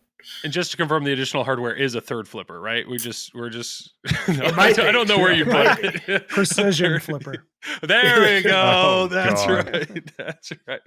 Well, cool. I know. I am in on an SE Plus. I'm very much looking forward to it, and I know there was a time where Tom was in on one. And I know at the time, Tom, you said your biggest push for that was this extended code. We'll get you back, Tom. Yeah, I have no doubt that when this code comes out, and that'll be an interesting thing to see how CGC handles that. Because if now all of a sudden this code comes out and only the current owners have a chance to experience it, and then all these other people experience it and go, holy crap, this game's incredible, but CGC isn't making them anymore. Like, I'll be curious to see how they handle that. Which is actually... They'll build more, man. Good, because it's an interesting transition and this is the point in the podcast where, Josh, feel free to contribute as much or as little as you want, because I don't want you to be in any sort of uncomfortable situation with the words that you say, but you seem like you're one of those guys that you're going to say it regardless. There's nothing. I'll say it to whoever's face, so that doesn't bother me. Yeah. So what I'm transitioning to is Haggis. Haggis Pinball. Haggis had, they were at TPF, and there was a chance that people played Fathom. And this is a game that very few people had played over here in the US. And TPS, all of a sudden, people loved it. TPF. I was like, I'm saying that wrong. people loved it. People had a really, really good they really enjoyed it, myself included. Well, Damien actually put out a video early this week where he basically said, hey, guess what? All the Mermaid editions are sold out. But now that people have had a chance to try the 2.0 code, Marty's code, they've gotten a lot of feedback of people being upset that they can't buy it. Like, and some people would say snooze you lose. But what's interesting is Haggis is saying, okay, we're going to open it up. We're going to open up the books again, and we're going to allow people to buy a classic version with the 2.0 code. And when I read that, or when I saw the video, I was like, oh, that's cool. To me, I actually thought of Cactus Canyon, the SE Plus. To me, the topper is incredible. It's an added mode to the game. Like, it's a unique experience. I missed out on the LE, but you know what? I'm happy to pay more for that. And that's what I'm seeing in Haggis. So people are buying the Classic Plus, which has the 2.0 code. But to my surprise, like everything else in pinball, there are people that are upset about this about this idea. So the three of you, any thoughts when you read that? Were you upset? Were you, oh boy, you got the lawn chair out, you're ready to see how this is going to unfold? I don't know. What were your thoughts when you saw that announcement? I knew people were going to be upset, but I didn't really give a shit. There you go. That a boy, Tom. Travis is shaking his head. Good night, everybody. Yeah. Yeah. I don't know. Thoughts on that? I thought it was ballsy. I mean, at the end of the day, it's like, I kind of forget how they initially said what the Mermaid edition was going to be, whether or not this rule set was supposed to be exclusive. It was. Okay. So you had to go Mermaid if you wanted to. Right. So judging by that, I mean, honestly, if it was my decision, I would be like, no, don't do it. We don't need to piss off like our most valued customers. Because let's face facts, like, of course, every customer, is valued, But the reality is, if somebody's willing to buy your top tier machine or your top tier product, they're showing that they're basically like the super fan of that particular product. So I would think the last thing you want to do, especially if your intentions is to have additional games coming out in the future, you don't want to necessarily anger those people, because at the same time that you're doing that, you might be accidentally devaluing the allure, or I guess just making somebody want to have that machine. Like, you have to have a big difference in it. And you'll have certain people that the big differences that they see might be cosmetic, but you do have a lot of people that the big differences that they see is software. So when you remove that exclusiveness to it, you're basically indicating to your customer base, like, hey, this is what we're going to do now, which means we're probably going to do that in the future too. So if I'm in on a Fathom, right, like a main LE, why do I want to turn around if I'm motivated by additional code and I'm motivated by those things? Why would I want to spend money again in the future? So that's my biggest concern with it. I don't know if that juice was worth the squeeze, but they've decided to do that. But I think, didn't they decide that it was only going to be available for like 2 or 3 weeks? Or 2 weeks. Yeah. And the other it's side basically of that, though, still limited. It is, in a way, yeah. But you're also paying more. Like, at least, so maybe it doesn't I'm the matter. idiot. Like, it doesn't. The people they don't buy off the math. They don't think of it that way. It's emotion. Like, anytime that you're buying pinball, right? Yeah. Or any high value product that's a luxury item, you're buying it off emotion. You're buying it off the flex. You're not thinking, oh, I'm saving $200 here. Oh, I'm saving $300 here. Oh, I have $2,000 more value than this person. You might be thinking that if you're trying to resell it, or if you plan on selling it. But, overall, I think a lot of people, the buyer base, they buy luxury items based off the emotion of it, not necessarily like how much money they might be saving. Like, there's just a lot of people not motivated by that. So, of course, when you have a product like this that only has so many units available, that's the way that they're going to be looking at it. Like, the vast majority are going to be looking at that. Plus, too, consider this, Joel. There's a lot of people that bought this game day one, and they had to wait a long. Yeah, they've had to wait a long time. Now all of a sudden they see, wait, the number one thing I valued the most out of this product, I could have got it anyways for less, and I could have had that money doing something else with it. So, I mean, yeah, it's just a risk. It's a massive risk, and I don't know if that's necessarily worth it. And I don't know what the motivation is. But let's face facts. When you're running a business, your motivation isn't just always, well, I just want to please the customer. Like, you have to hit bottom lines. You have to build revenue. You have to hit margins. That's just the reality of it, because you have to have healthy cash flow. If you don't have that, well, you don't have a business, right? That's just business 101. So, I mean, I don't know. It's not something that I would have recommended them doing, just knowing just the emotional part of it. But if they find that it's successful for them, then I don't know, maybe they're onto something. But at least now moving forward, people know that, hey, this could potentially happen, that you could get a top tier version that has something that's exclusive, but that exclusive is actually a window.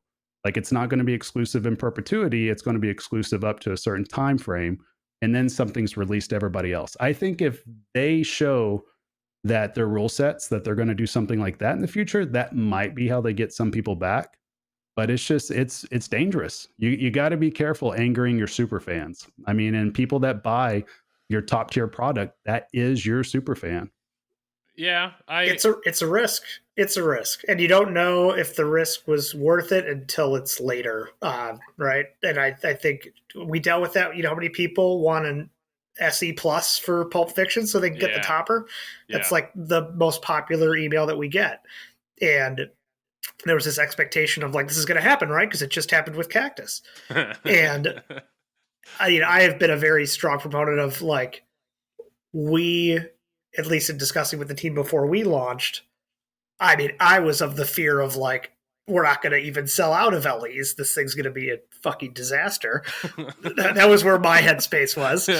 And if we can use that exclusivity that Travis was talking about when it comes to the features that the LE has to create that FOMO, to be able to tell me that we sold out of our LEs, I'm good. And telling the rest of the team, like, that's good enough for me. Could we have done 2,000 LEs? Probably. But like, for me, it needed to be a number that was enough to get people to act, because that's the only way that for us, the project's profitable. So it's finding that balance of, you know, if you have 10,000 LEs, it's not an LE, and people will not worry about getting their order in right away. So it's like, where's that line to make sure that there's a run on the bank in that moment, because you're able, through your marketing materials or whatever, generate that excitement for someone to make an emotional purchase at a moment in time. And that's just how the market is now. Like, I don't, outside of Keith Elwin games, I don't buy anything unless I've played it. I am like old school. I need to know that I like the game before I'm willing to invest my dollars in it. And like, for me, that means I never get an LE, because, you know, those are sold on FOMO, you know, instantly. And that's something that I am okay with based on my buying personality. But recognizing that there's a large enough market that doesn't have my buying personality, you got to take advantage of that. And how far can you push that without alienating that group? I think Travis kind of nailed it. Like, clearly, Chicago Gaming did it with Cactus, took some shit, took some people that were happy. It didn't affect Pulp. And whether that happened to be because of our involvement on the Raw Thrills play mechanics side, I don't know. But Chicago Gaming's building and selling the game to their customers, their dealers. It's all going through them. That they're kind of coming out of the Cactus situation with maybe some pissed off people, but unscathed. So, you know, it's maybe hopefully for the Haggis guys. You know, I like what those guys are doing. I've not played Fathom yet. I look forward to doing it, but hopefully it's a lot of chirping of people that wanted to be the coolest person and nobody else can be cool. And for them, those people will get over it and move on, or they won't. Do you think though that it like when I think about Stern, I think of the difference between an LE and a premium. And the truth is, the difference between an LE and a premium is cosmetic. It's just cosmetic. And as of right now, the difference between a Cactus Canyon LE or a standard edition is cosmetic. It's just cosmetic. So that's not exactly true, which was actually the decision point that Doug at Chicago Gaming, and he, believe me, it was painful for him to have to decide what to do.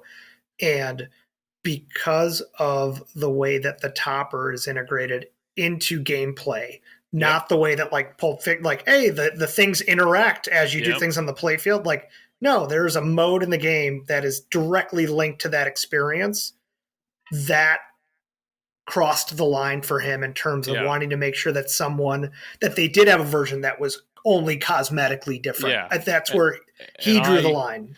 I completely agree with it. That's the thing. After borrowing the LE and seeing how involved that topper is in the game, to me, it's like, if I'm going to own the game, I have to have that topper. And that's the thing, though, that I think is interesting is with Fathom, though, this is a drastically different game, the 2.0 to the classic. I mean, it has displays that are in the apron that have to be there. It's a completely different rule set.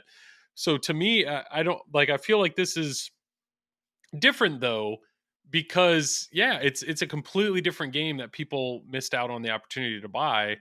I'm just saying, should this be looked at differently because it's code? It's actually a game that people. But if you're saying, Travis, that there's a whole lot of people that bought the Mermaid Edition not because of the shiny print on the side and the chrome metal, they bought it purely because of the 2.0 code, and now you're going to let anybody buy it. I mean, it's just one of those things. If you make decisions in business, you're going to make some people happy, you're going to piss some people off. And you just try to find that equilibrium that it doesn't hurt business, ranking systems, every decision in life. everything. But I will say this, and this will be a case study when you look at Fathom, and we can compare it to Pulp Fiction, right? I can almost guarantee, like I'm pretty close to guaranteeing, that if CGC and Josh teamed up for a game again, right, they would probably sell out the LE at a higher price point at this point. And why is that? Is because consumer behavior, right? They hit all the emotional parts that they needed to right now. Like they hit a home run with that. And people responded to that in droves. And as long as they maintain that trust, guess what? That's like a rocket ship for your next product. We saw the same thing happen with Spooky. Yeah. Right. Yeah. I mean, dealing with coming out of Rick and Morty and then going into Halloween and Ultraman. And then we saw what happened. Consumers kind of lost that trust with Scooby-Doo. So it's ebbs and flows, and you just got to be careful with that. And there's a lot of decisions that goes into that. But I think this will be an interesting case study that I think the next game that CGC puts out, if they go that route again with Pulp Fiction, along with Josh and everybody else, I think that the price point for that would command much higher. And I think it would still sell out. Now you compare that now with what Haggis is doing. Let's say that they come out. I don't know what the next game is. Let's say it's Centaur. Do they end up selling out of their like main LE of that now? Or do people kind of take a step back and they're like, well, wait, is this just cosmetic? Because you're not going to have that trust anymore with saying, I have this extra thing right here for you to buy day one, because you don't know if that extra thing is going to be exclusive. You don't know yet until they come out and they say, hey, this is exclusive. No matter what, we're not going back. But you shouldn't have to put your company in that spot to have to explain that to people. Like, people should be able to have that trust on day one. Because we saw what happened with the whole exclusive thing with the topper that's right behind you on Bond, right? Exclusive to this. Yeah. And other Bonds. Yeah. Yeah. It's just people, when you're spending this type of money, it is an emotional purchase a lot of the time. Tom, and so people just got to realize that. They got to be careful with that. Tom, you are the most experienced LE buyer in this group.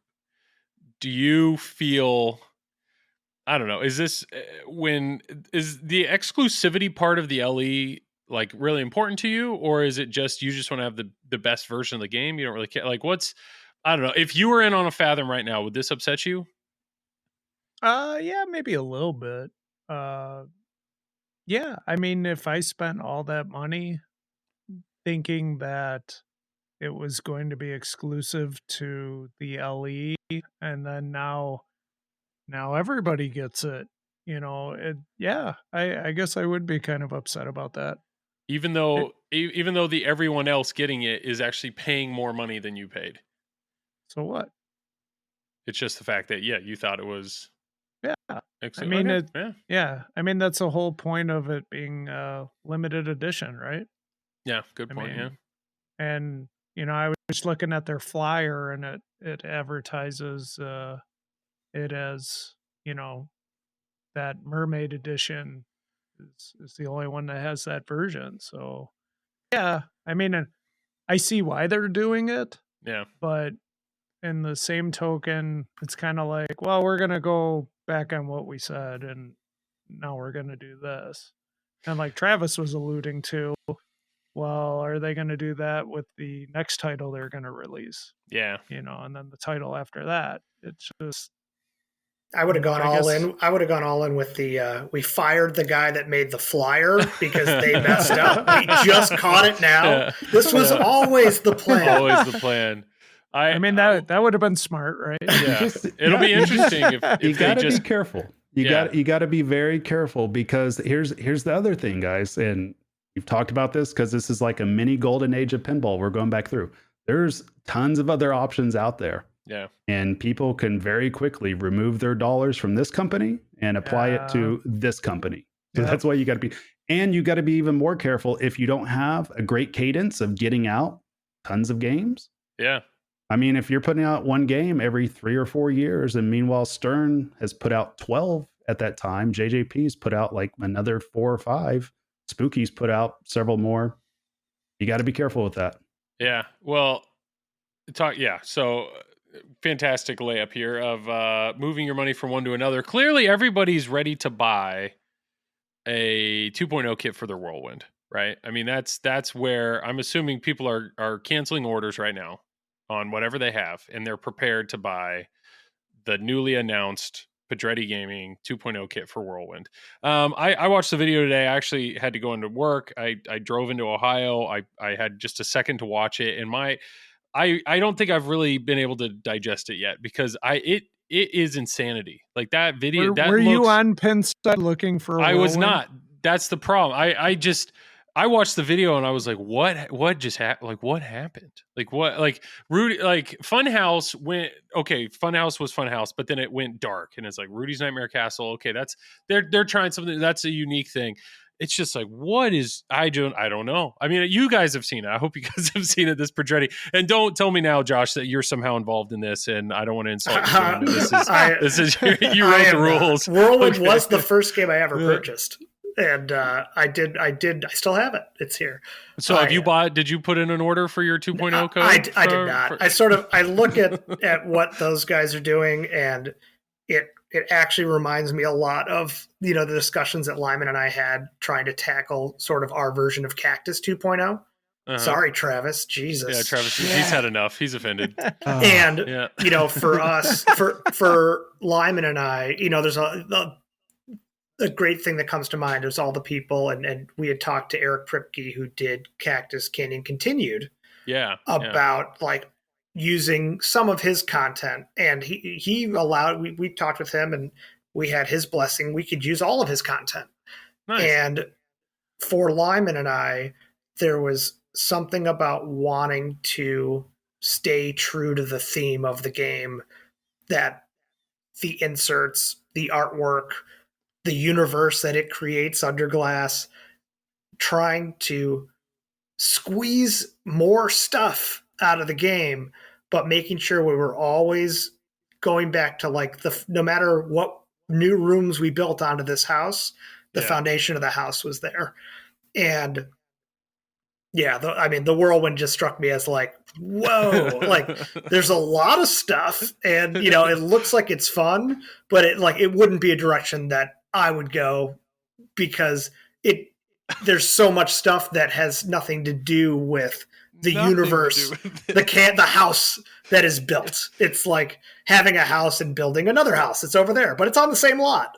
That's sort of like how I took it. And as Lyman has gotten more emails over the years of people that were like, what you should do for Batman? You should do this. And a lot of those emails came from me over the last 30 years. Like, you should do, Lyman. Yeah. And the joke he always said to me is if you want to do something like that, go be a programmer or a rules designer, and you can do whatever you want because you're the man. I mean, the game is called Whirlwind Total Chaos. So it's fitting, but I mean the trailer starts out and it's like, look at this dude. He really likes donuts and coffee. And I'm like, what are we doing? Like what is going on here? You know? And then we land on like what, grandma's fighting like an actual piece of crap or something like it's that? like, or what was that? And there's like slime guy, and there's it's just like, I don't know.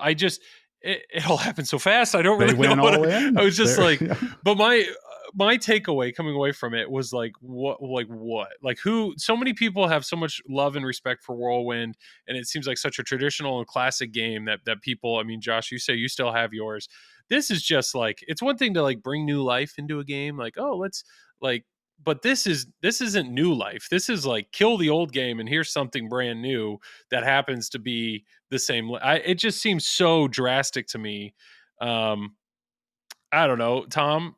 Do you have a Whirlwind? Are you going to go buy one? Are you ready to buy one? I had a Whirlwind. Yeah. If I still had it, I don't think I would buy it. And I mean, to me, Whirlwind's just this classic game that pretty much does almost everything right. Yeah. And it's like, why are we changing this? But like, to make money, Tom. Well, of course. But I could see like, you know, brand new Tom into the hobby going, well, this is cool. It's got modes. It's got a wizard mode now. Like Whirlwind doesn't have a wizard mode, you know, and it doesn't have really modes in it. So, I mean, so I think like 10 years ago, Tom, 15 years ago, Tom might have been like, oh, wow, this is cool. I got to get this because it's like every other game that I own. Yeah. Whereas, you know, it just, to me, it's like not necessary, I guess. So Josh, your Cactus Canyon extended code, you are introducing some sort of time traveling element, and there will be donuts and probably a van and aliens and some sort of alien involved. And I'm assuming, I don't know, we'll get some knights, you know, maybe there'll be a medieval dragon. I think one of the most popular questions we got is like, is Cowboys versus Aliens going to be in it from Cactus Canyon Continued? Yeah.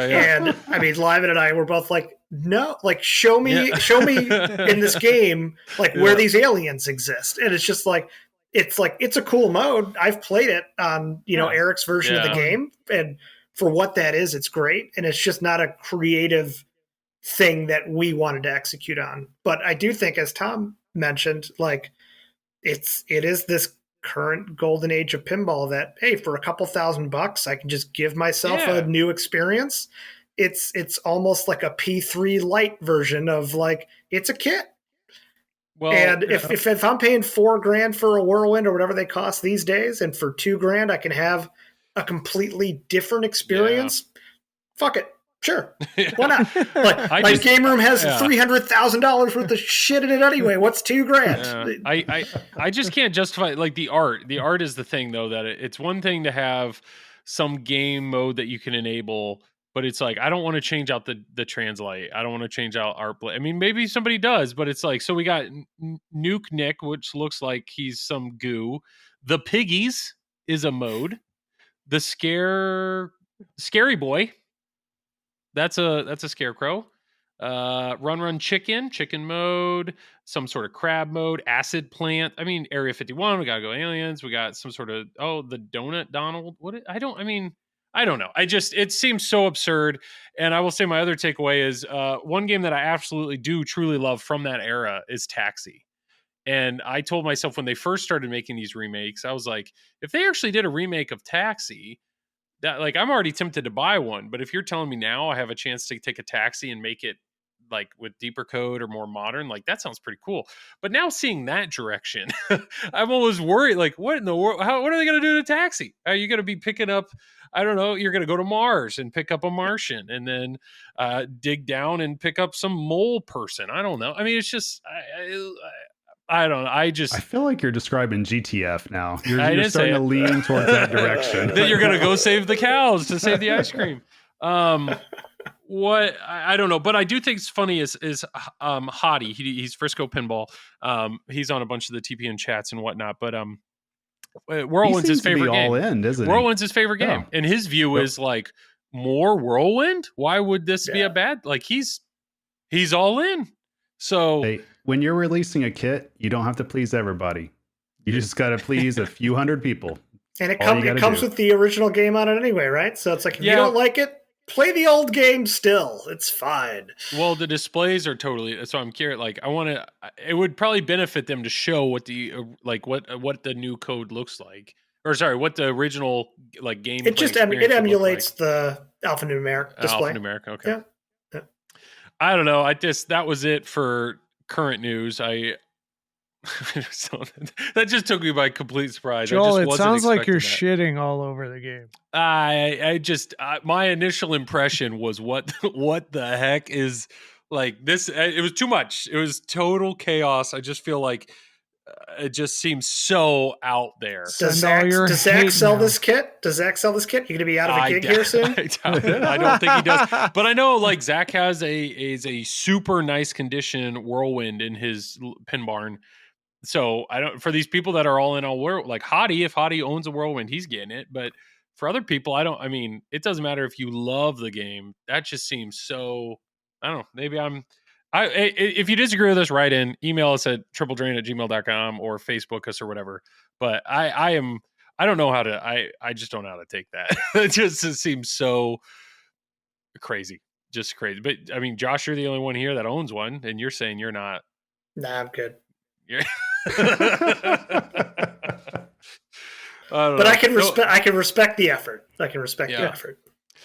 The last thing that I did want to talk about or not hint at, but what Foo Fighters. I have a Foo Fighters that I'm borrowing currently. Tom now has his LE.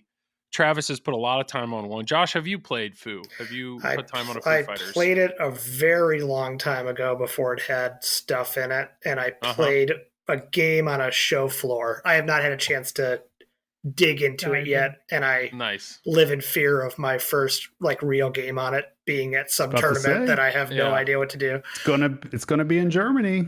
It's not in the EPC list, right? No, it's on like the other games thing. You're probably not playing in those. I'm playing in some before I have to go set up for Worlds, but I'll figure it out. Just stack a mode and a multi-ball and go to town. Well, actually, if it's in German,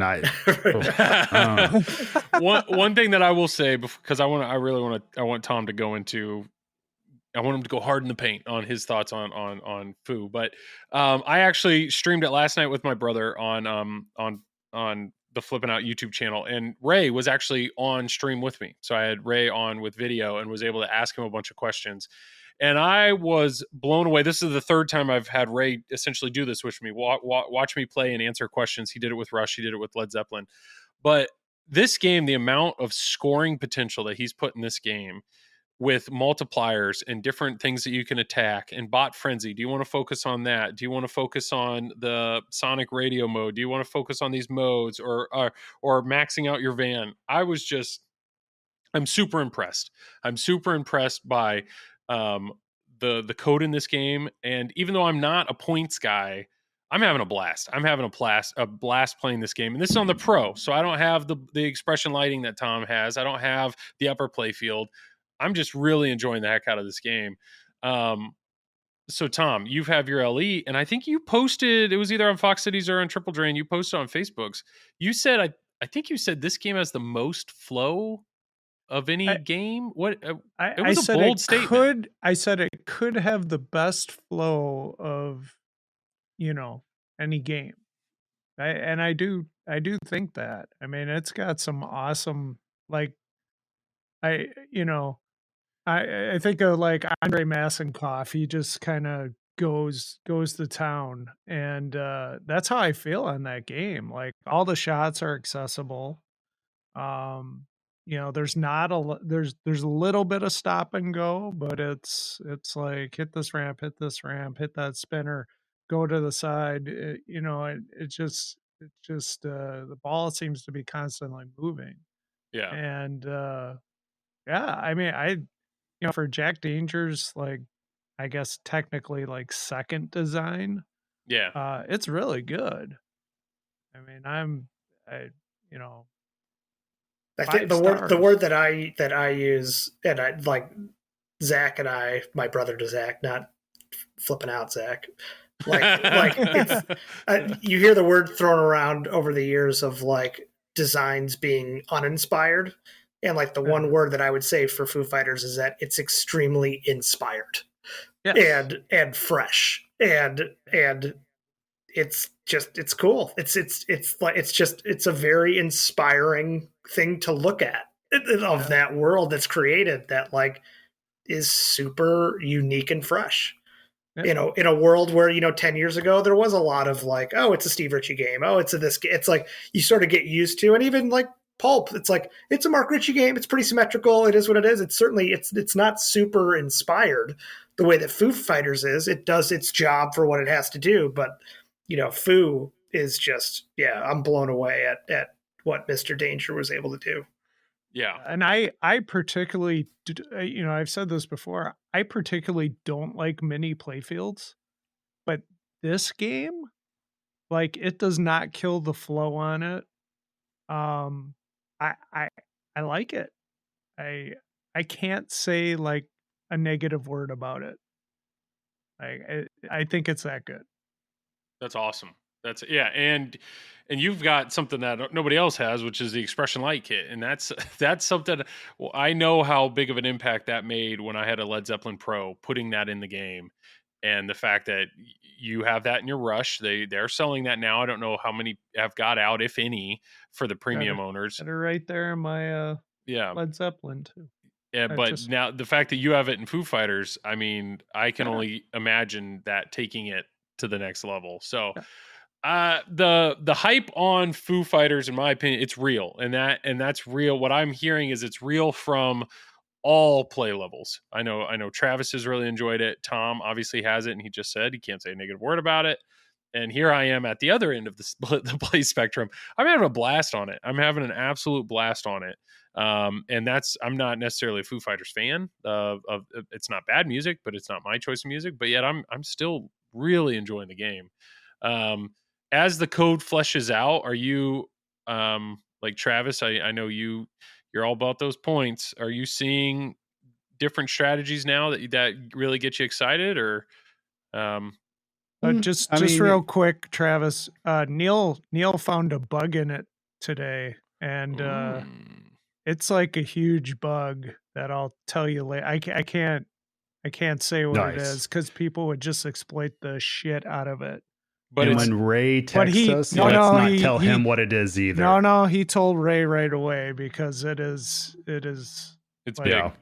It's big. It happens. Good on your son. That always used to bug Lyman the most, is he'd hear about something and it's like, these bastards just are like, why wouldn't you tell me so I could fix it instead of trying to go win a tournament somewhere? All right, so I think Raymond's response was, "Oh shit, keep that on the down low."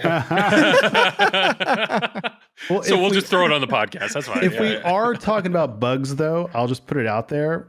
I think the wizard mode on Stranger Things is bugged because I keep getting stopped at the target unless I'm doing something wrong. Has everybody here been to the wizard mode on Stranger Things except for Joel? Not for a while. Not since pre-COVID, man. Well, so there's a point in it to where you're supposed to hit, like, I guess all the Demodog targets, right? And then the two that are left on the right ramp, I hit them in perpetuity and nothing happens. Like, you sure the switch works? No, it works the whole entire game up until that point.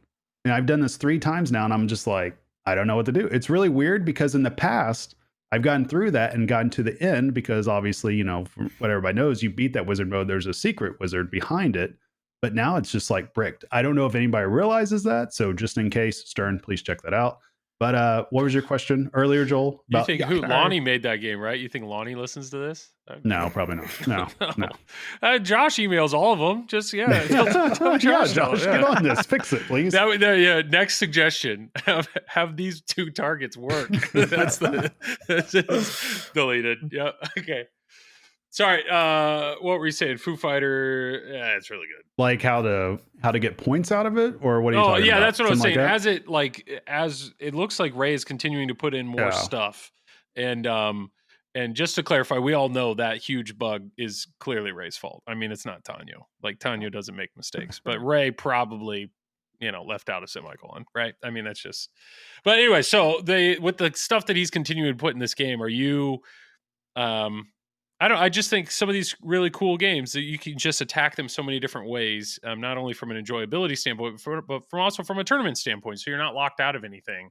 I don't know. Are you getting more excited with some of these modes that he's putting in, or some of these different things that he's sprinkling on top to? Well, yeah, it goes back to what I was talking about earlier, that the mark of a fun game is a rule set that guides you throughout the whole entire playfield. It gives you a reason to go for every shot at some point in the game, because the last thing you want is just a wood chopper where you're just repeating the same thing over and over and over again, and you're not going to explore anything. So yeah, the great thing about this layout is, one, it's a dynamic layout, but along with dynamic layouts, you want to have a rule set that encourages you to explore that entire layout. Like, that's why Elwyn pins crush.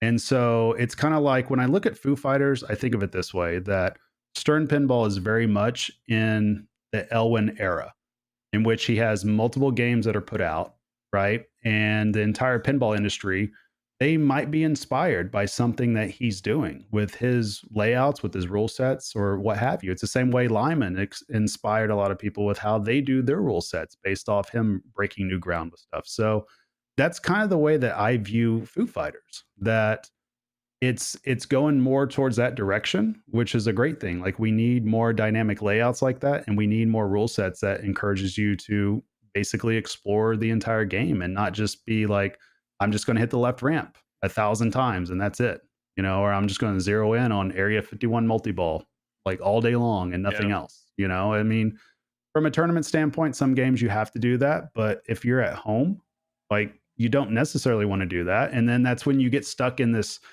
I guess it's just like this death spiral that you want to try to put up a GC and all that. So if you find the way to do it, it's like, well, you're going to be guided that way because, obviously that's where all the points are. But, in terms of Foo Fighters, in terms of like deciding, okay, what's the right way to attack it, it's always hard to say early, because with early code, it changes. Yeah. Right. You're going to have your one roadmap, your one way to attack a game through an opener and mid game. But then if something changes up in future code, like another multi-ball might be easier to get to, or score might be rebalanced or something like that, then you might approach it a little bit differently. So the thing with Raymond codes, it's very multiplier heavy. Like, we saw what happened with Rush, and I'm not seeing the same thing with Foo Fighters, but I see things that are interesting when you look at the targets on, in the in lanes. You look at the possibilities of kind of piecing together things, and that's what I enjoy about a rule set. If you have one thing that leads to another, and you get rewarded for putting those pieces to the puzzle together in the correct order, I mean, that's what I enjoy about pinball games at the house.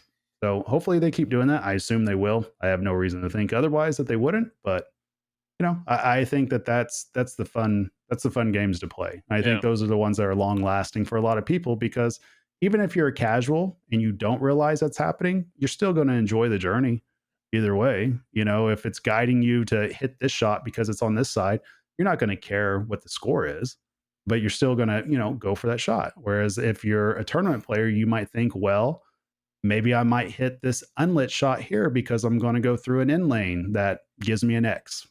You might do something like that, kind of like what happens on Walking Dead at times.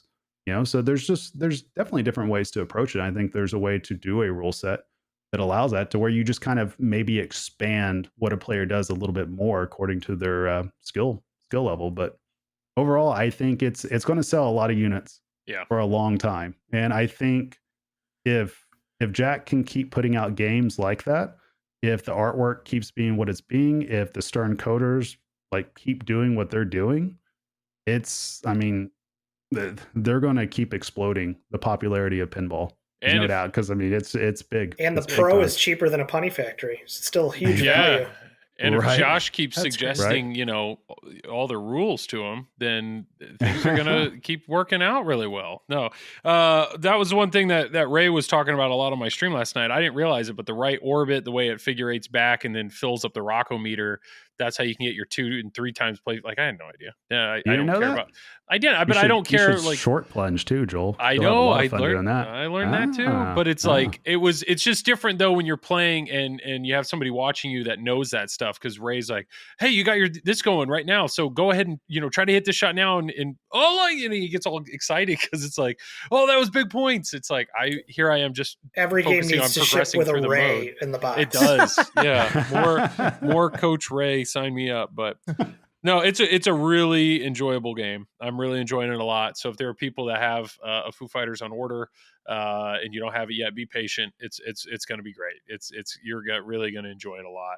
I'm having a lot of fun with mine. But I think that's it. I think that's roughly it. Tom, was there anything else you wanted to talk about, or any other words of disgust you wanted to direct towards Josh or Travis? I have no further questions, Your Honor. Perfect. Well, I think we're good. I think we can plug it up. So first, Josh, go for it. Is there anything you want to plug, mention, anything? You got the floor. Nah, I'm good. Play Pulp Fiction if you can. Nah. I hope you like it. We've already sold awesome. way more than I thought we were going to sell, so I'm good. I got nothing else to say about it. We're good. We're happy. That's awesome. Travis, plug away, man. You guys can find me here at the Triple Drain Pinball Podcast, and you can see me on Tom's stream, Fox Cities Pinball, whenever he's hosting a tournament. And then hopefully you guys will see me in a couple of weeks when we're all over in Germany, all jet lagged and everything. It's crazy. Oh, yeah. God. We're going to have to see how the podcast works over the next month or two. We all have stuff coming up, but we'll make it happen. We'll figure it out. Right. We'll do a live podcast, and Joel, you better get your ass up at 2 a.m. and do it with us. Sure. Why not? And I appreciate the show, boys. You guys do a good job. I appreciate that. Thanks, Josh. Appreciate that. Plug away, Tom. Fox Cities Pinball. Twitch. Wonderful. YouTube. Wonderful. Real quick update. Lunchboxes. Oh boy. Triple Drain lunchbox. I actually did. We got some really good messages. Josh has kids. Yeah, I know. We got the quick update is I talked to a bunch of Franchi did the artwork for you? No, Okay. He did actually reach out to me though and ask me who's doing your lunchbox, which I think is hilarious. I did reach out to a few companies, and I have a sample. I have a sample lunchbox coming on order, and we found one that you can actually order one at a time, and we'll ship directly to you. So as soon as the sample gets in, if it's good quality, boom, we'll share that link and we'll go down that route. But there were people that were like, I'd buy a coffee mug. Hey, lucky you, it's on Silverball Swag now. I'd buy a poster. Lucky you, it's on Silverball Swag now. So any other suggestions, stickers, I added those to Silverball Swag, anything like that. If you really actually want anything Triple Drain, let me know. I'll try to make it happen. We'll see what I can do. But we love it. We love it that there are people that care enough about this to want to buy our merch. I think that's awesome. And yeah, last plug for me would be the Flipping Out YouTube stream. I do it every Wednesday night from 10 to midnight Eastern Standard Time, flipping out with friends and then streaming games and whatnot. So it's a blast. Every night? Every Wednesday night. Oh, every Wednesday. I'm like, dang, geez, man. No. Goodness. No, every Wednesday night. But that's that would be Los. He would be. Yeah. I've got a 2 and a 3 and a 4.5-year-old now, and I would. Oh yeah. No. God bless you.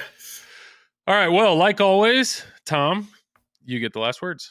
I'm gonna let Josh have the last word here. What? Okay. What? All right. Safe travels to Germany, 2 out of the 3 of you guys. And Joel, next year, California, IFPA 19. Ooh, you got 7 months to rack up some Whoppers, man. You can get there. The rack up some Whoppers. Our rules have no coaching. I will make an exception for you. You can bring Raymond along, and I will allow him to stand next to you at every event. And coach me? Yeah.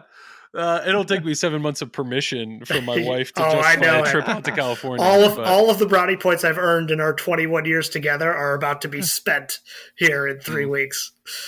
Awesome. Oh my God. I would go to Expo to watch that. To watch me be coached by Ray. If Raymond could actually stand right next to you and try to coach you through those games. Raymond, help me, please. All right. We need a last word. Anybody? Bye.